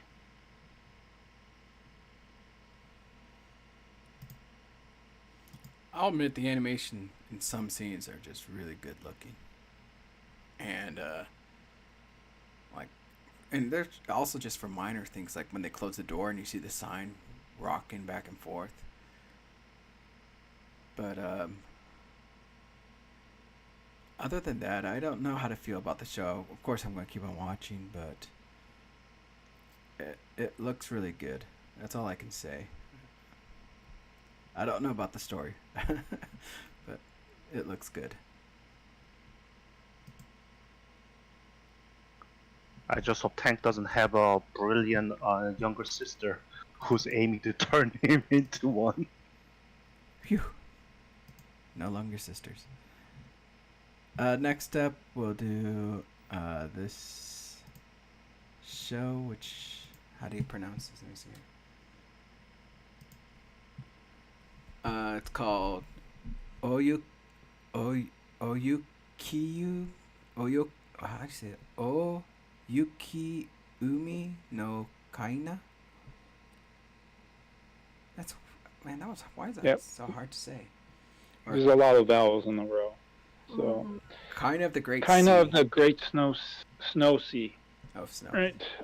All right. So this is a anime original by Polygon Pictures to celebrate their 40th anniversary, and apparently they got manga author Tsutomu Nihei, who is the author of Blam, Knights of Sidonia, and Ajin, or not Ajin, Sidonia, and Land of Dolls, to write an original story. So in this world, it's kind of a post-apocalyptic world. There are these giant orbital trees that grow from the Earth all the way to some orbital distance. And the entire planet is covered by an organic membrane that these orbital trees support. Meanwhile, down on Earth, the Earth is mostly covered in this snow sea, although I don't know exactly what the snow is. And people essentially cling to little plots of land, which are the base of these orbital trees. And this is a story about a boy meets girl. Girl is of the princess of this one kingdom who is being attacked by another larger empire.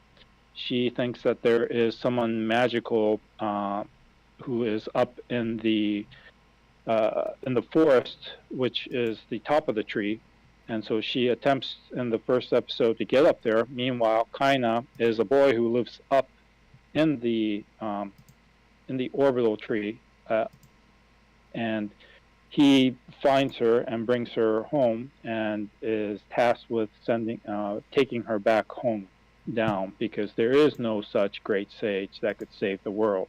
So it's a myth. So it's a really fascinating setting, and I'm really interested to hear what Jessica has to say. So go on. Basically, the setting is the main reason that I am watching this. I've read a few of Nihei's other works, Knights of Sidonia and Blame being the two, and he is a solid world builder. You can tell that he puts a lot of thought into everything, to extrapolating the logic of the world and making sure that it all fits. And that is in full force here. I am enthralled with this world. It's just so bonkers and unlike anything I've really ever seen before, that's what keeps me coming back. Because the story, like Albert said, it's pretty straightforward. Boy meets girl, on to a magical adventure, that kind of thing. I'm sure there's going to be lots of politics and war and all that good stuff. I'm looking forward to it. The animation, though, Polygon Pictures has not been my favorite studio. I find their CGI animation to be pretty stiff. Although I will say that they've gotten better at the minute character expressions on people. Knights of Sidonia was really bad in that characters would instantly flicker from one face set to another, and were really bad at emoting. But in Kaina, that's not the case. They're better, they're just not great. So while I'm disappointed that it's a CG anime, I'm still into it for the world building. And yeah, that's pretty much all I got to say. Yeah, same for me. Mainly here for the world building. Although I think the two leads, that play Kaina and the Princess Lily Ha, I believe, they're both very good in their roles. So I'm still very curious to see what all those other people who show up in the, PV and the OP, who are these people and how do they interact? It's pretty obvious some of them are enemies, but is there a solution to the dire straits that they're all facing? This end of water, they can't find water. The trees are dying. What does that mean for the world? So, very interested in that. Yeah, like really great show, and I'm really interested to see how Kaina will bring change to the Snow Sea, because like he has no idea. He's spent his whole life in the orbital place, right? So how he interacts with things and how he may bring change because of his different thought process. And also, one thing that's been bugging me a lot, and I wonder if it would take place, is this whole thing with the signs. It's been like hovering in my mind in the back all this time, like, because they mentioned that a lot in the first episodes and made it seem like it was this very important thing. But we'll see how that goes, because I'm like, I wonder if it's just gonna pay out. Yeah, I don't know. No, I think it will pay out, because right now, as far as I can tell, Kaina and the old man that taught him how to read the signs are the only people who can actually read. It seems like. So I think they're going to find something where he's the only one that can read, and something will happen, some change will happen. But we'll see. We'll see. Yeah. And then keep on moving. Next up is, I get this title card. Sorry, Revengers. Nice and easy title. We need more anime like this. One word title. I think it's singular, not Revengers, but just Revenger. Oh, I messed up even the simple stuff. Revenger. So, yeah, this is set in kind of an alternate timeline, Japan, I think, when Nagasaki is one of the ports open to trade with the Western countries. So Japan was a closed-off country, and until it started having trade with the Western world, the shogunate only allowed certain ports to be opened for this trade, because they don't want the white devils, right, the influence of the Westerners to corrupt their pure nation, whatever. So Nagasaki is one of those places. So it's not set in Tokyo, which is nice. And a samurai is ordered by his lord to assassinate his soon-to-be father-in-law, because his father-in-law has been doing shady dealings with the Westerners, importing opium, right? So he does his job, but is then betrayed when he finds out that, no, in fact, his lord is the bad person, and he just killed someone that was completely innocent. So it starts off with his revenge story as he, tries to avenge his, the man he killed, his soon-to-be father-in-law, now dead. And then a group of what could be only termed as assassins.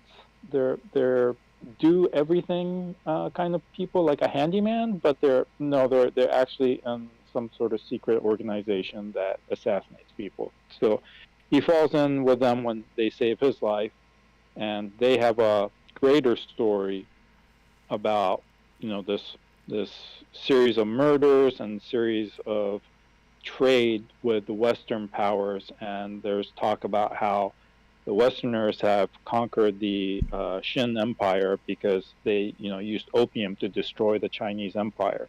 There's talks about that. There's a gigantic, impossible cathedral in the middle of Nagasaki, right? And one of the assassins that he meets, the samurai meets, has a gigantic back tattoo of Maria, so the Virgin Mother. So there's a lot of interesting bits. I picked this up recently because the show is written by Gen Urobuchi of Psychopaths, Madoka Magica, Fate Zero fame. So at least it's gonna be a lot of violence, shall we say, and there should be a twist somewhere. So that's why I picked it up. But what about you, Jessica? That's pretty much the same reason I picked it up. I love Urobuchi's writing. I've loved every single anime he's been a part of. That he's actually been the lead writer. Let me amend that. Yeah, you know what I'm talking about. Yes. And with this one, it's pretty over the top in the way the killings are done, the way our little group of eccentrics kills people. We have one guy that uses gold leaf to suffocate people, which I don't think is possible, but it looks cool, so I'm gonna let that pass. And then we have a young boy prostitute who uses fishing line to kill people, and a former fisherman turned doctor that uses this crazy bow and arrow combo that will break the sound barrier, which they actually show in the anime, to kill people. It's rad. You need to watch it. It does have the hyper violence and lots of blood and stuff, but there is a beating heart at the center of this story, and that you do feel like even though the characters are over the top, they're still people with wants and desires and obstacles to overcome. And I love this. I look forward to it every week.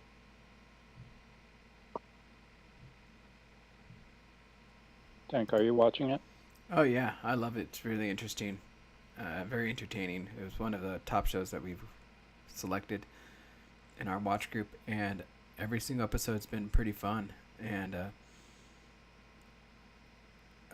just yeah, it's good. I like how the conflict with the main guy, the samurai, how he feels about doing all this is going on. So we'll see how he overcomes that and how everything else is going. But I honestly thought that one other person that Jessica just mentioned was a girl, so that's news to me. It's a male. Yeah, it's a special type of prostitute that they had in the Sengoku era, where young boys and young men would dress up like women and act as prostitutes. I forget there's a specific name that's used for that type of sex worker, and I don't know it off the top of my head. Yeah. Surprise, surprise. Next up, we'll do another show I thought this show surprised me because I did not think anything of it. I thought it was going to be another the shoujo. Well, it is a shoujo show, right? But I was like, I wasn't thinking too much of it. And then I saw the first episode and I was shocked by how beautiful it was. Sugar Apple Fairy Tale. It's so freaking cute. Like how many episodes are to get it? 4? I think 4 just came out, but don't quote me on that. Yeah, it's up to 4. Yeah. 4. This newest episode was just amazingly, like, when it comes to the sugar confectioner that they make, it's just beautiful. and the designs that they've come up with, and then also just how they depict the fairy wings in this girl's eyes is also just stunning. Mhm. All the other Yeah. characters are just amazing. I'll let you take this. I was just gonna lay some groundwork here. The show takes place in a world where fairies exist, but they're kind of an underclass, where if you manage to rip off a fairy's wing, one of their wings, you can pretty much control them. If you hurt the wing, you hurt the fairy. And so they're pretty much enslaved. And our young heroine needs to get to the capital to compete in this sugar confectionery contest thing. But the way to get there is really dangerous. And so she goes to the market and she buys, and this is where you cringe a little bit, she buys a fairy to protect her on the road, a warrior fairy. And at first I'm just, oh no, this is one of those we're gonna actually do human trafficking shows. But the part that makes it not creepy or cringy is that Shao, the said fairy, is completely in control of the situation and is not prepared to deal with this guy. Um, he's basically holding the reins the entire time. And she does say something along the lines of, "Oh, well, fairies are my friends." And he calls her out on her bullshit. He says, "How can we be friends when you have my wing? You have this layer of power and authority over me. We can't be friends as long as that exists." And I applaud the show for doing that. But yeah, it's really cute and sweet, and the character designs are lovely. They remind me a lot of the character designs from, say, the Atelier series of video games, where everybody's in pastels and just super cute all around. And I want to read the light novels now because I'm enjoying this one so much. Yeah, very beautiful show. I just couldn't believe it. And by episode 3, it makes sense why they're called sugar apples. Yeah. I never really put that together. But the other thing that I thought was, what was it? There was this. I'll get back to you guys later on it. But it's just an overall wonderful show. I was just amazed by the style it took and everything and how they're going about. But it's been very entertaining. But you know how to bring a fairy back to life, right? You clap. I was like, wait a minute, is there lore I missed? For people who actually know what that means. What was the other one what was the last one? Tomo? What was it?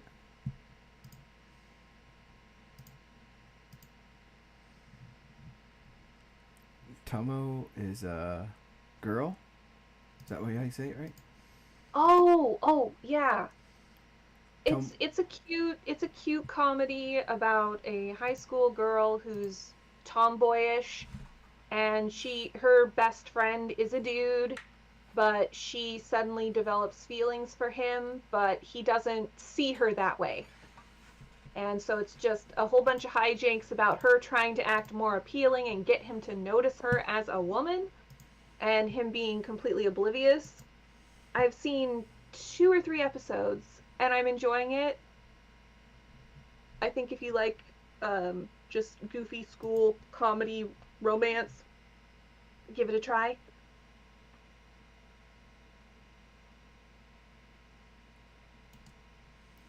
Yeah, it's a hoot. This show is just crazy, and with the introduction of Carol, I thought the comedy just went up higher. Oh my gosh, yeah. But I've been loving the interaction with the 3 friends, Carol, Tomo, and Misuzu. Mm-hmm. And just these conflicting personalities. None of them are similar in any way, but these three have come together to form this somewhat friendship, and it's just been entertaining to see how they've worked this friendship out.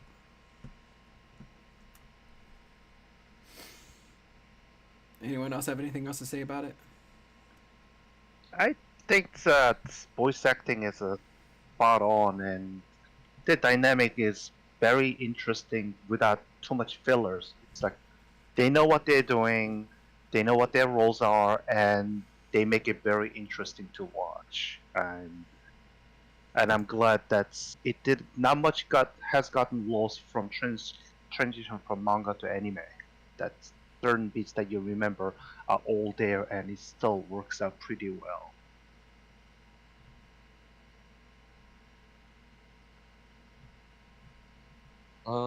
I've been enjoying the anime. I still need to catch up on it, but I've been very much enjoying the anime, and I just love the whole dynamic of like Tomo was trying to make herself seem more girlish, but then she always kind of finds it into a situation where like she's like fighting against the guy, like the love interest, and and so he just continues.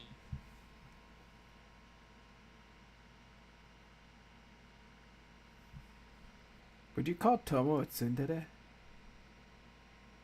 No. No, I think she's just misunderstood.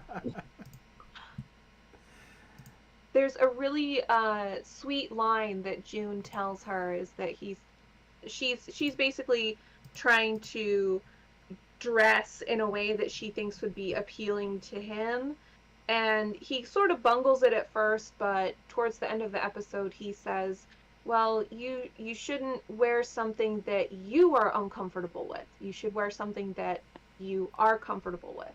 Like, that's the best way. Just be yourself is basically the underlying message there. And I thought that was really cute. Mm-hmm.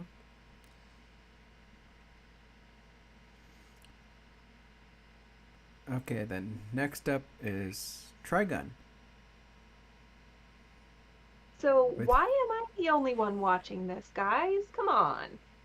I don't know. Tell us if it's worth it. Is it a I take it it's a reboot because there are certain people who show up later. I guess I've seen some of the PV, and I mean, in the original they're no longer there. So what's going on?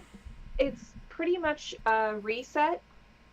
Meryl is a journalist, which I thought was really weird. And Millie is not in the show yet, which really upsets me because she was one of my favorite characters in the original anime. Weren't they insurance claim people or something like that? Yeah, that was the whole reason that they followed him around, was they were insurance agents.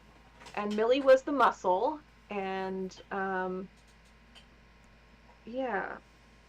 So she's not there, so it's Meryl and some other guy that's her mentor reporter. And I'm thinking, you guys are in a post-apocalyptic world. No one's buying newspapers. What's the reason that this change was made? And there are some updates to Vash's costume. Some of them I like, some of them I don't like. He's got, what is it, an undercut, I think? And his hair's more floofy than actually spiky.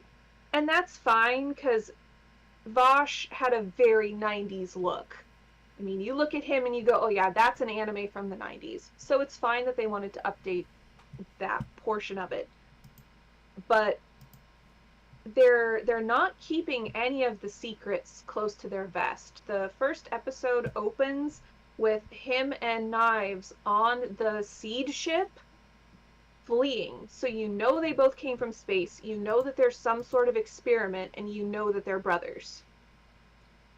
And again, I can kind of see the reasoning for that is that everybody and their mother has seen Trigun. So there's no point in keeping it a secret at all. But it kind of disrupts the pace of everything, because that was the major denouement of the original series, is him meeting his brother and having a fight. But we're on episode 3 now? And he's already bumped into Knives. So, I don't know. I will say that the animation is pretty nice for it being CG. Is that there are some parts where it looks absolutely amazing. There are creative camera angles, if you will. There are other points where the frame rate takes a huge nosedive, and characters are noticeably choppier in one scene than they are in the very next scene. That can be a little bit distracting. I would say it won't quote unquote ruin the original for you if you want to go and watch it. I don't think it's bad necessarily. I'm gonna have to watch the entire thing before I finally make my decision, because I like some things and I dislike certain other things. You guys have any questions for me about it? You pretty much answered everything I was wondering about. I would Okay. say, because like I was just curious if it was. I heard rumors that it was going to be CG, Mm-hmm. and that for the English dub they brought the original voice actor for Vash. And I'm not watching the English dub. I'm watching the Japanese. but I thought it was just going to be a whole, redoing the whole thing just with a modern look. But I guess not, since you've mentioned it. Yeah, they're completely changing the story. So it might be interesting to watch just to see how they change it. Yeah. And I never really got to read the manga back in the day, so I don't know if this is closer to the original manga, just with a, 2020 overhaul in character design, or if this is just a completely original story with the same setting and same characters in place. Because there are lots of little nods and Easter eggs to the original. But, yeah, I guess I'm going to keep watching it, so I'll let you know at the end of the season how it all pans out. All right. Well, thank you for You should that. read the manga and let us know, too. If I can get a hold of it, yeah. So I was wondering, we're hitting the 2-hour mark. Do you guys want to leave the rest for another day, or do you want to try to continue on and finish what we have left? Well, I have to go, so I'll let you guys make that call. I think we covered everything that she's Yeah. Yeah. Yeah, I don't think there's too many left anyway, so I think we can just blaze through the next half an hour or so. Yeah. All right. Yeah, if there's not much, we Alright, can probably thanks, just go Jessica. for the rest of it. Yeah, thanks for hanging out, like always. It is. All right, have a good one. Take Alright, care. Jessica. You have a nice... Bye-bye. Yes, I think we can just go down from where did we stop? At the I think O's. the next one right? is the Tenshi. Otonari no Tenshi-sama ni itsu no mani ka dame ningen ni sareteita ken? Yep. The Angel Next Door Spoils Me Rotten, which is based off of a light novel, which I've actually read the first book, and I think there's 3 books out right now.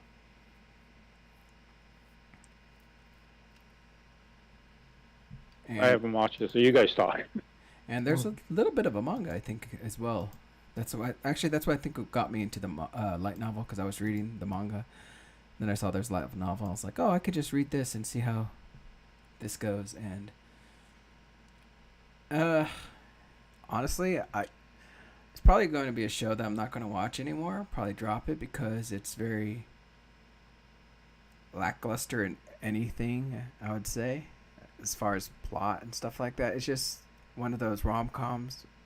I don't even know if I could say it's a rom-com. It's just this 2 neighbors. One's considered the angel.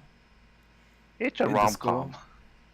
I guess, but you have the angel in school who's the best at everything, never gets close to anyone for certain reasons, and then you have the boy who's supposedly unmotivated, doesn't do much, and he happens to meet her and help her, and because of her attitude, I can't leave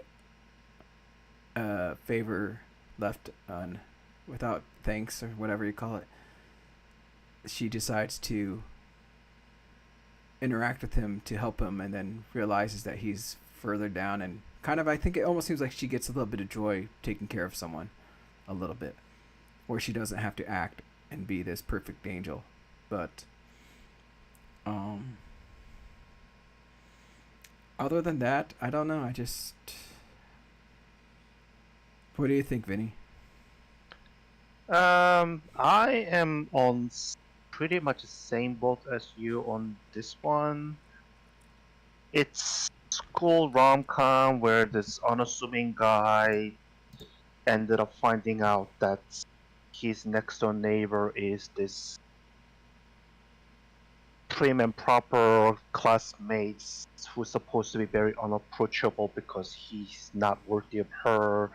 Then somehow turned out that she's pretty much taking care of him in domestic affairs, cooking and cleaning and all that stuff. And there's a lot of budding romantic interest that's happening because, as it turns out, that she's much more neglected from the family than what anybody would have expected to, and he himself was pretty much neglected, but by choice, where he just wanted the independence. So it's almost like a weird, odd couple / match made in heaven ish. So it kind of plays like the fantasy of just regular Joe getting pitched with this girl who's much way better than he is, kind of thing. It's drawing is okay, story's okay, but there's really nothing that stands out. And after a while, this whole everybody keep describing her as an angel kind of starts to rub up on the wrong way. It just makes it less attractive to watch, and I think that's the biggest problem. What do you think, Dragon?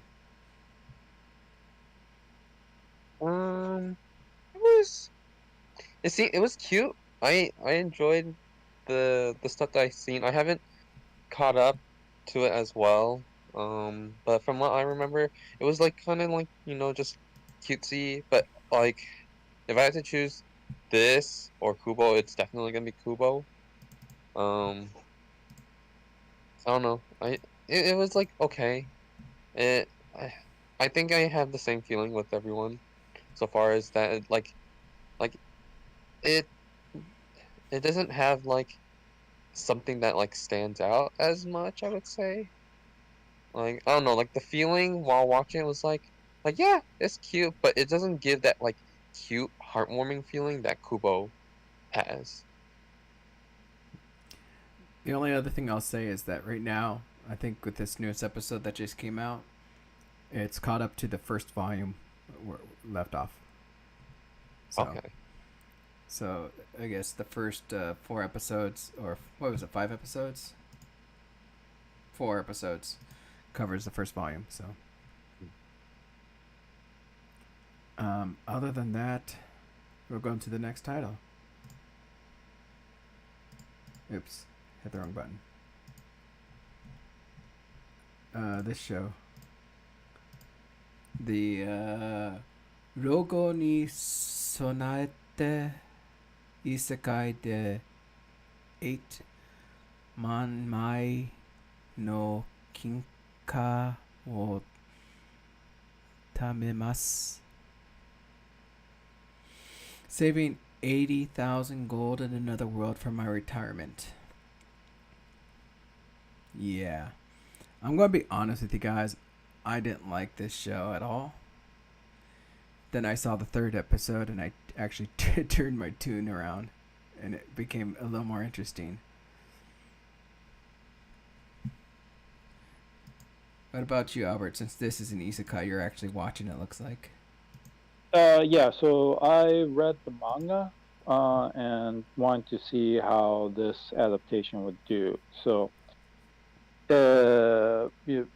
first off, the premise, isekai, right? But the interesting bit is she can go back and forth between the our real world and the isekai world. So, I think there's been a couple other isekai that has that trope, but not like her where she can just instantaneously teleport back and forth. Usually it's like a gate or something, or it's a reverse isekai. They need to go back, find the route. So that's kind of interesting. And then she tragically lost her parents and her older brother, or Oni-chan, right, in a car accident. And so she just flunked her college exams and is trying to figure out what to do because she messed up for a good reason. And so, this opportunity comes along, and I find it interesting that they gave her Oni-chan's voice actor a much more prominent role, right? So her older brother gives her advice, and that's true in the manga. I'm not sure how much in the light novel, but at least in the manga, he does show up and give her a little advice because she remembers these tidbits that he always talked about because he was more of an otaku character, but pretty knowledgeable in all kinds of things. And so I find it interesting that in the anime, he is in a much more prominent advisory role as she tries to figure out what's going on, how is she going to survive, how is she going to eventually make money, and also they don't shy away from the fact that she's very realistic. Like her realism is almost scary. She's like, I'm gonna need to protect myself, so I'm gonna learn how to fire a gun that no one else has in this world. So I'm gonna be unstoppable if I use it right. So she gets trained, and that entire training arc is really interesting because I don't know if you've taken a gun safety course, but it's the exact stuff that they teach you in gun safety course. 1, 2, 3, spot on, right?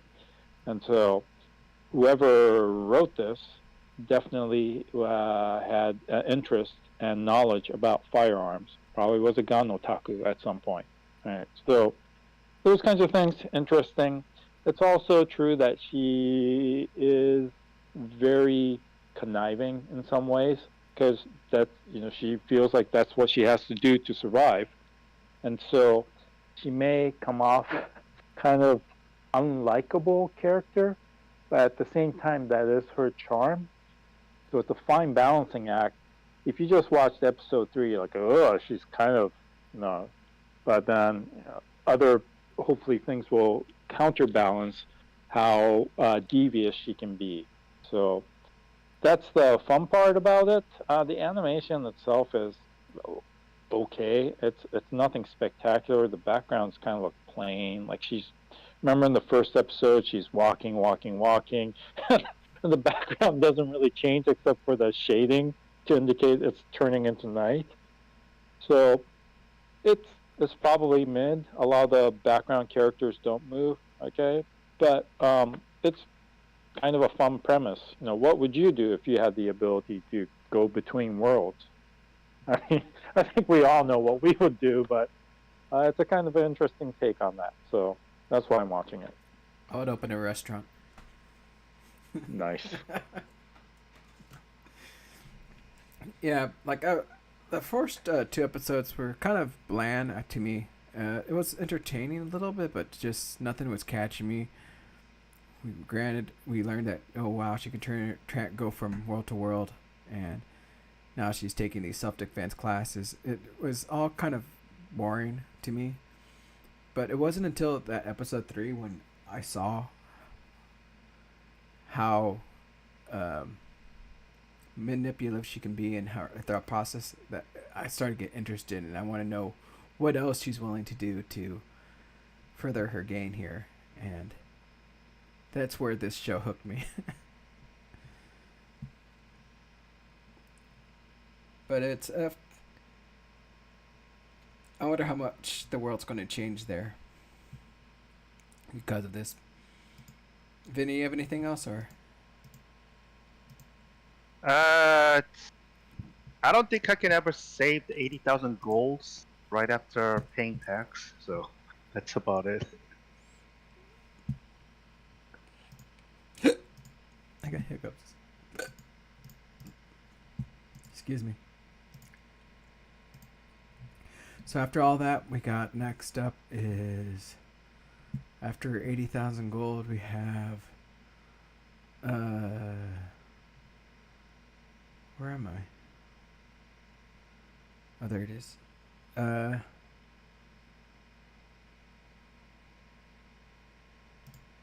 Open. Saikyo Omyoji no Isekai Tenseikaki. And it's another isekai show where this powerful man is reborn in another world.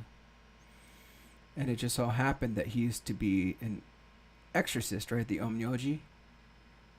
And he was the strongest exorcist.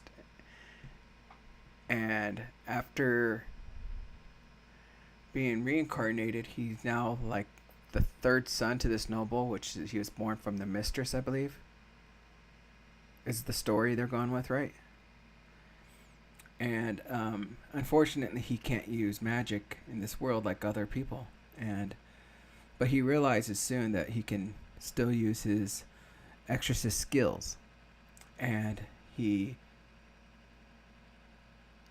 I would say at the beginning of the series, he's experimenting to see what he can do, what his limits of his powers are, and how to mask it so that he's not seen as the main person. And it kind of almost follows along with that other isekai with the squire, right? Where he doesn't want to be seen as the best. He wants to be kind of the second to the best, so that he can hide his power and not be roped into these struggles, but still be able to do what he feels that he wants to do in this world. But you find out he is a really cold person. And to get to do the things he wants and the way his mindset is very, very dark. But he plays it off as this innocent boy. And it's the contrast is kind of interesting to me, and how he's, I guess, manipulating certain people to do things by seeming to be like your best friend and stuff, but in actuality, he's just doing things to further his goals and to how he wants to live this new life. But it's been pretty entertaining. What do you think, Vinny? Dragon?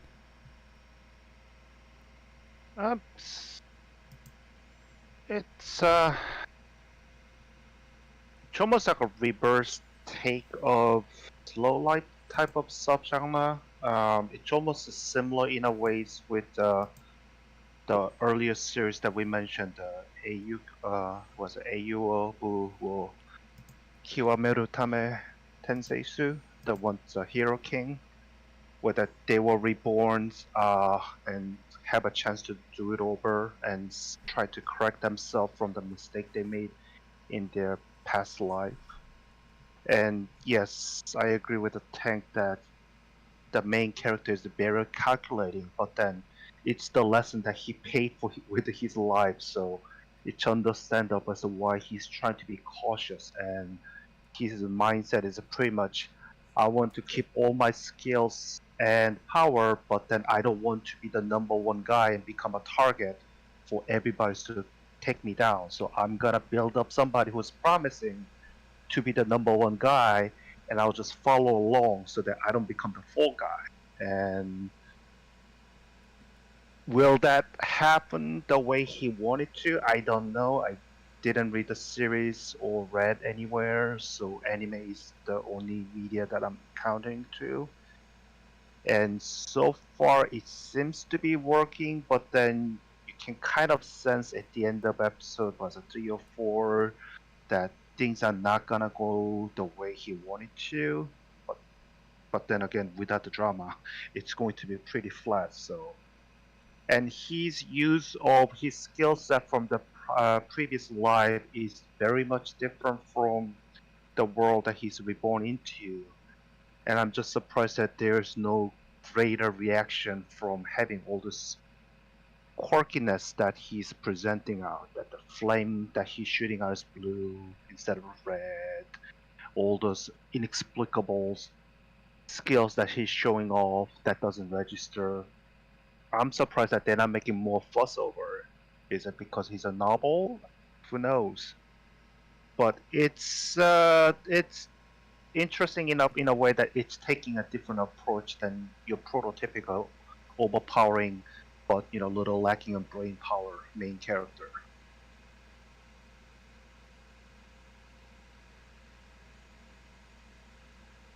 I don't know.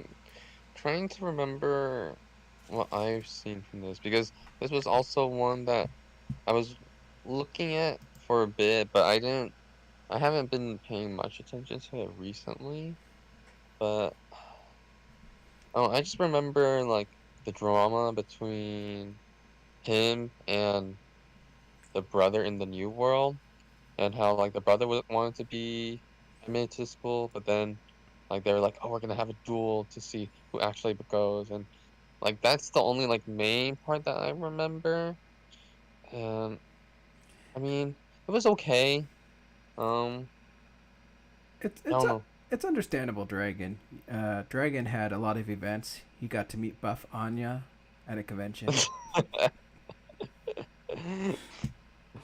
But yeah, I mean, it this this wasn't also one that really like piqued my interest too much, just because like the name just already reminds me of another, like all the other kind of reincarnation stuff. So I'm just like, I probably won't pay attention to it, but I'll like look into some of it, but not fully pay attention.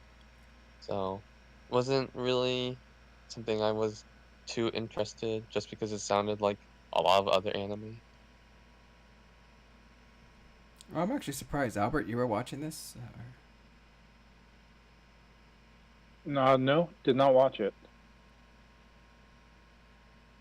Why? Did I accidentally?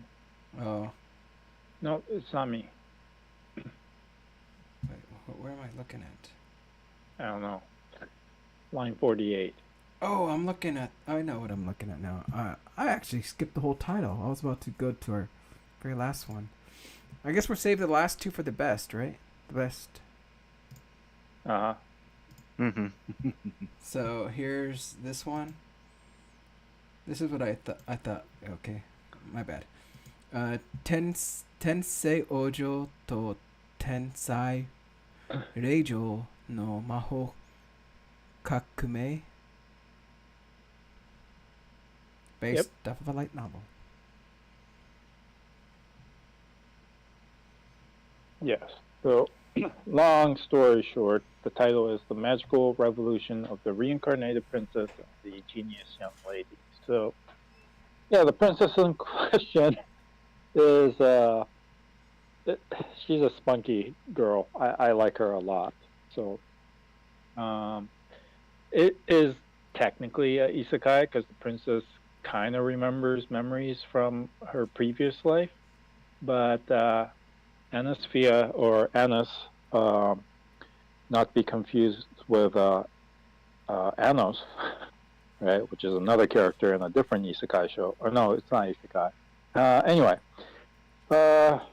Princess Anis is unfortunately born without the ability to actually have magic powers. So, as royalty, that's a very bad thing, because the royal line was founded upon the fact that they could, they're really good at magic. So instead, she decides that she's going to start this study of magicology, which is the application of magic, using magic sources from other things like mana crystals to power tools that will allow her to do things.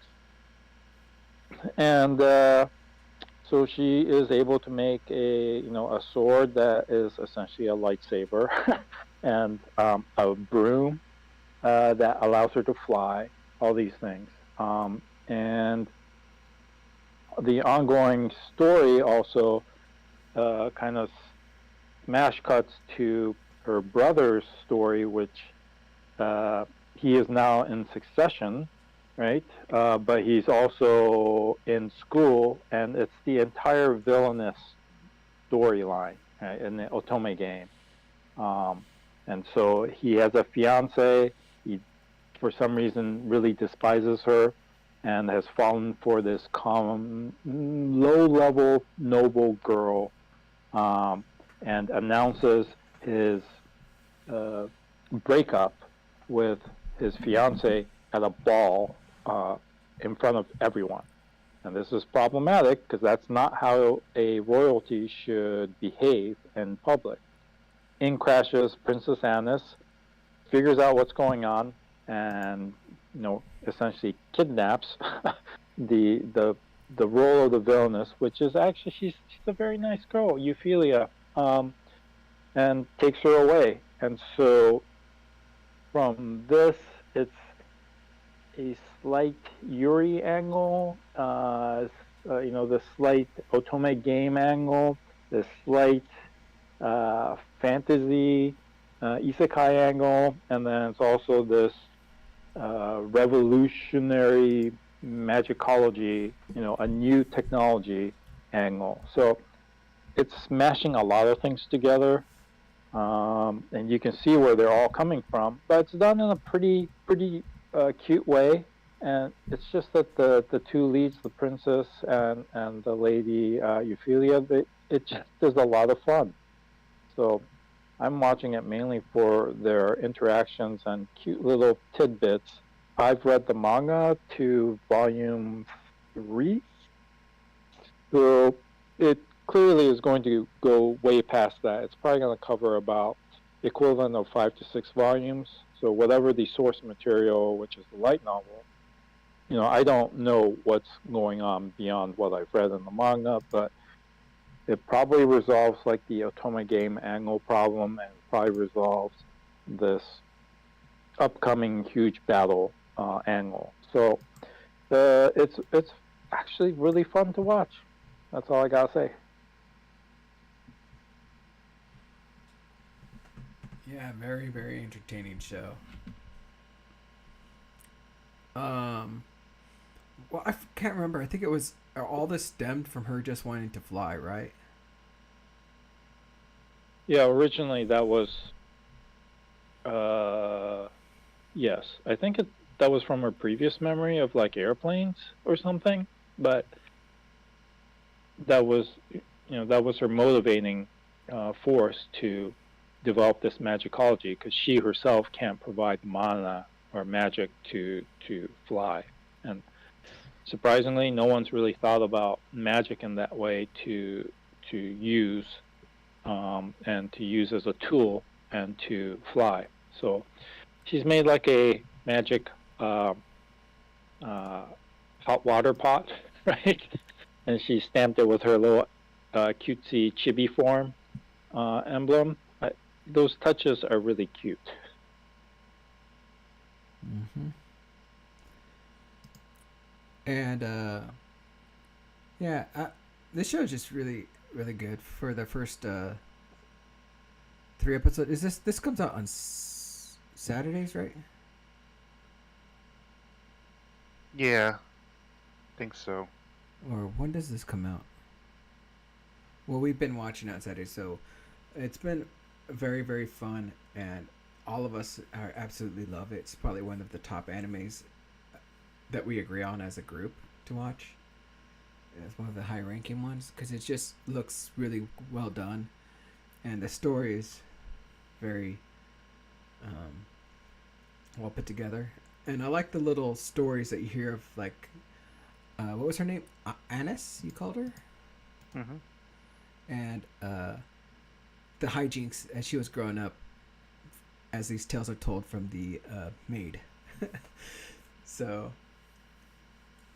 I'm going to definitely continue watching this because it's just too good.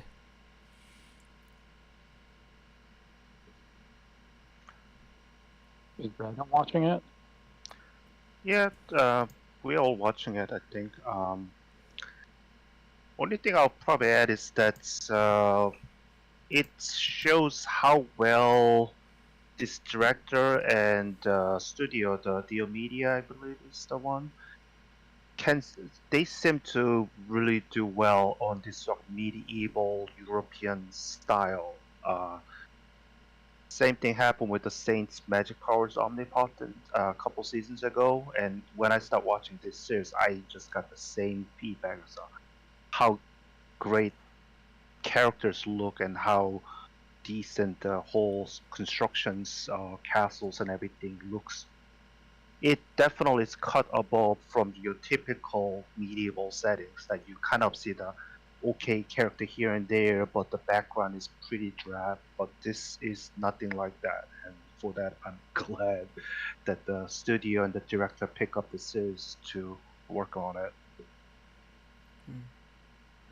I do have one question for Albert. I don't know if you would know, but is there a difference between Yuri and Shoujo Ai? Because I would have thought this was more like a Shoujo Ai. That's a good question. I don't know. I don't know, because to me, I always thought like Shoujo Ai was a romance between two girls, but it wasn't really like love or like. I think Yuri has more affectionate and more romance, but I don't know. I could be wrong. But I have to look into that. We have to look into that terms. I think the general understanding the Shoujo Ai is more about mutual romance versus Yuri has a little bit more sexual undertone built into it. On the site that I'm watching on, Shoujo Ai is labeled as one of the genres for it.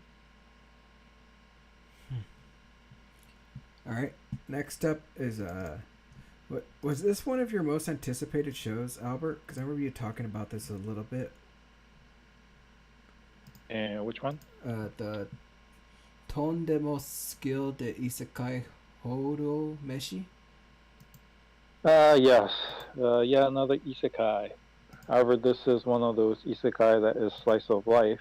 And despite, at first the protagonist, who is a salaryman who appears to have been accidentally summoned along with the heroes because he is a working adult, he's like, this is shady, because the king is talking about, how the people are, they're fighting the demon lord and how the people are suffering, and he's looking at the king. The king is fat, and is decked out in jewelry and fine silks. He's like, no, I better get out of here. So they find out he only has this power called, what is it in English? Online grocer, I think. Mm-hmm. Yeah, in Japanese it's net super. So super for supermarket, right? And net for internet. So essentially his power, he finds out, is that he is able to order things from a magical interface that takes him to Amazon, online grocer, and can order food items using the money that he has in this isekai world. And as of yet, there's no way back, but he can order stuff. It also, obviously, similar to saving 80,000 gold from my retirement, finds out that there are some things in his world that is super cheap, that is super expensive in the isekai world, like pure salt or peppers. Peppercorn, right? So he starts to use that. Meanwhile, he's trying to get out of the country before something shady happens. He hires a band of adventurers and is feeding them, good food while they escort him to the border town. And a magical beast, a legendary magical beast, Fenrir, shows up because of all the good food he smells, and he's like, feed me. And so he does. Mukoda is the protagonist. He ends up feeding him, and then Fenrir is so satisfied, he's like, you know what, I'm going to let you contract me as your familiar. What do you say to that? And Mukoda's like, I don't think I did. And what did you say? I don't, what? And so he does essentially have the Fenrir as a familiar, his contracted beast. and he goes on little adventures from there. Meanwhile, using his skills to buy things, and he was a pretty decent cook back in old Japan, so he's able to cook interesting, delicious, never seen in the isekai world meals and satisfy his familiar Fenrir and other people that he meets. So it is a kind of a slice of life isekai with a power that he doesn't know was OP, but is actually very OP, but in very certain situations, right? And he is having just adventuring and merchanting and traveling, and will eventually have a couple other familiars, but that's yet to come. So it's a lot of fun, and the food looks phenomenal because Studio Mappa is doing the anime. So I would recommend this to most people, even though the isekai genre is oversaturated. This one rises out of the rest to the top.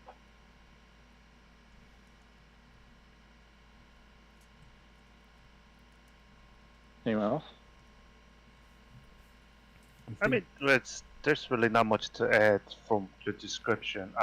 I read the manga, and I had such a fun time reading it.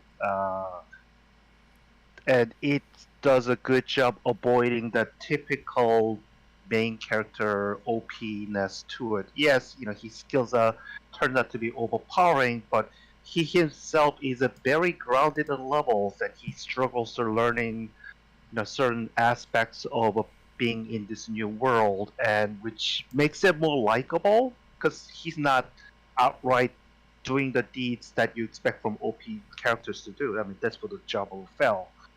But because of that, it feeds a lot of natural comedic moments where he's a newly contracted familiar, is such a glutton. He desires meat all the time. So the struggle to create a dish and procuring the ingredient that creates another set of a misadventure that works out very well in the favor. And I tend to like anything that has food or cooking elements to the isekai series. I don't think I've been grossly disappointed by previous ones before, so when this thing started throwing the food aspect together, I was like, I'm sold. It's like, I'm reading it and I'm watching it, and the animation was it's done so well. I'm so happy to this series turning out the way it is so far. Yep. Like you guys all. Once again, I've read the manga. It was wonderful. It was great. And this thing is, I haven't read the manga in a long time, so I don't know if it's like matching everything perfect, but it's at least following what I remember as far as storyline goes. So it's done so well in that. But the thing I think I liked the greatest was the relationship between him and the, what do you call it, Fenrir? And just how the Fenrir always puts all this pressure on him, but slowly the dynamic between the two always jumps around depending on the situations, which is, I think, what's really entertaining and was fun. It's not dominating on each end. It's almost like a give and take. So there's a nice balance between those two. The Fenrir should be the one who's dominating, but then Mukoda knows how to crack the whip in a way that works, which is the threat of withholding the cooking if he misbehaves, which of course surprises everybody else. It's like, how could he command this legendary beast? Yeah. You have anything to add, Dragon, or? No, I honestly have the same thoughts with everyone about this. Like, I haven't read the manga, but just from watching it, I've just been having such a enjoyable time, and it's just been so funny to see how he charms everyone through just cooking food from our world, and it's just so funny to see all their reactions, and then like it's just like, oh, I'm just online shopping. I'm gonna buy all these ingredients, which are like literally ingredients that you can get from our world, and it's just like that's like his power. Yet he's able to like charm like anyone with it. Good food. Yeah. One more note. If anybody has a subscription to J Novel Club, this series is currently on monthly catch-up, so you can read entirety of the manga. Do they have the light novel, or is it just the manga? Give me a second. I believe it's a both. I definitely saw manga being on the monthly catch-up. So, Ton demo. It's series. Hey, Tank, are you reading also the spin-off? No. I didn't even know there was. Okay. Oh, yeah, yeah, it go ahead. focuses on Sui. Oh. Yeah, it's kind of cute. I'm gonna It have to- runs kind of in parallel, but I think the artist might be different, but I think it's the same author, and there's something like 6 volumes of that out. I'll have to check that out. Okay, so manga is on catch up this month, so you can read the whole thing. Light novel and offshoot, the one that focuses on Sui, it's not on catch up, however. As far as I know, for light novels, definitely use the website. Their app wasn't that good, unless they've updated it. I use their app. Okay. So is their app good now, or? It's pretty good. It's definitely better than years ago. I'm gonna have to check it out again then. But other than that, I guess that'll be end for today. Thank you guys all for watching. Do note that Sword Art Online. Sword Art Online movie is gonna be coming out here in a bit, right? In a few weeks. Few days. A few days. Yeah, it's coming out on this Thursday. Yeah. Thursday, Friday, yeah. Oh. I thought we still had a whole week. So, okay, and then we also have, I guess in a few weeks, I say for that one at least, the Kaguya-sama movie, right? Yep. Valentine's It'll Day. be Valentine's and on the 15th. Yeah, so if you're a fan of the movies and watching those, you can definitely check those out. They'll be, I think it's the second movie this year, right? The first one was the reincarnated slime movie. Yes. So, other than that, thank you, Jessica, Vinny, Albert, and Dragon for joining me today and having this nice conversation about this year's anime. Or this beginning of this year, I should say. And hopefully we can have another talk later on in the future about your favorite anime of last season, because I'm kind of interested. But other than that, thank you, everyone on YouTube, and goodbye.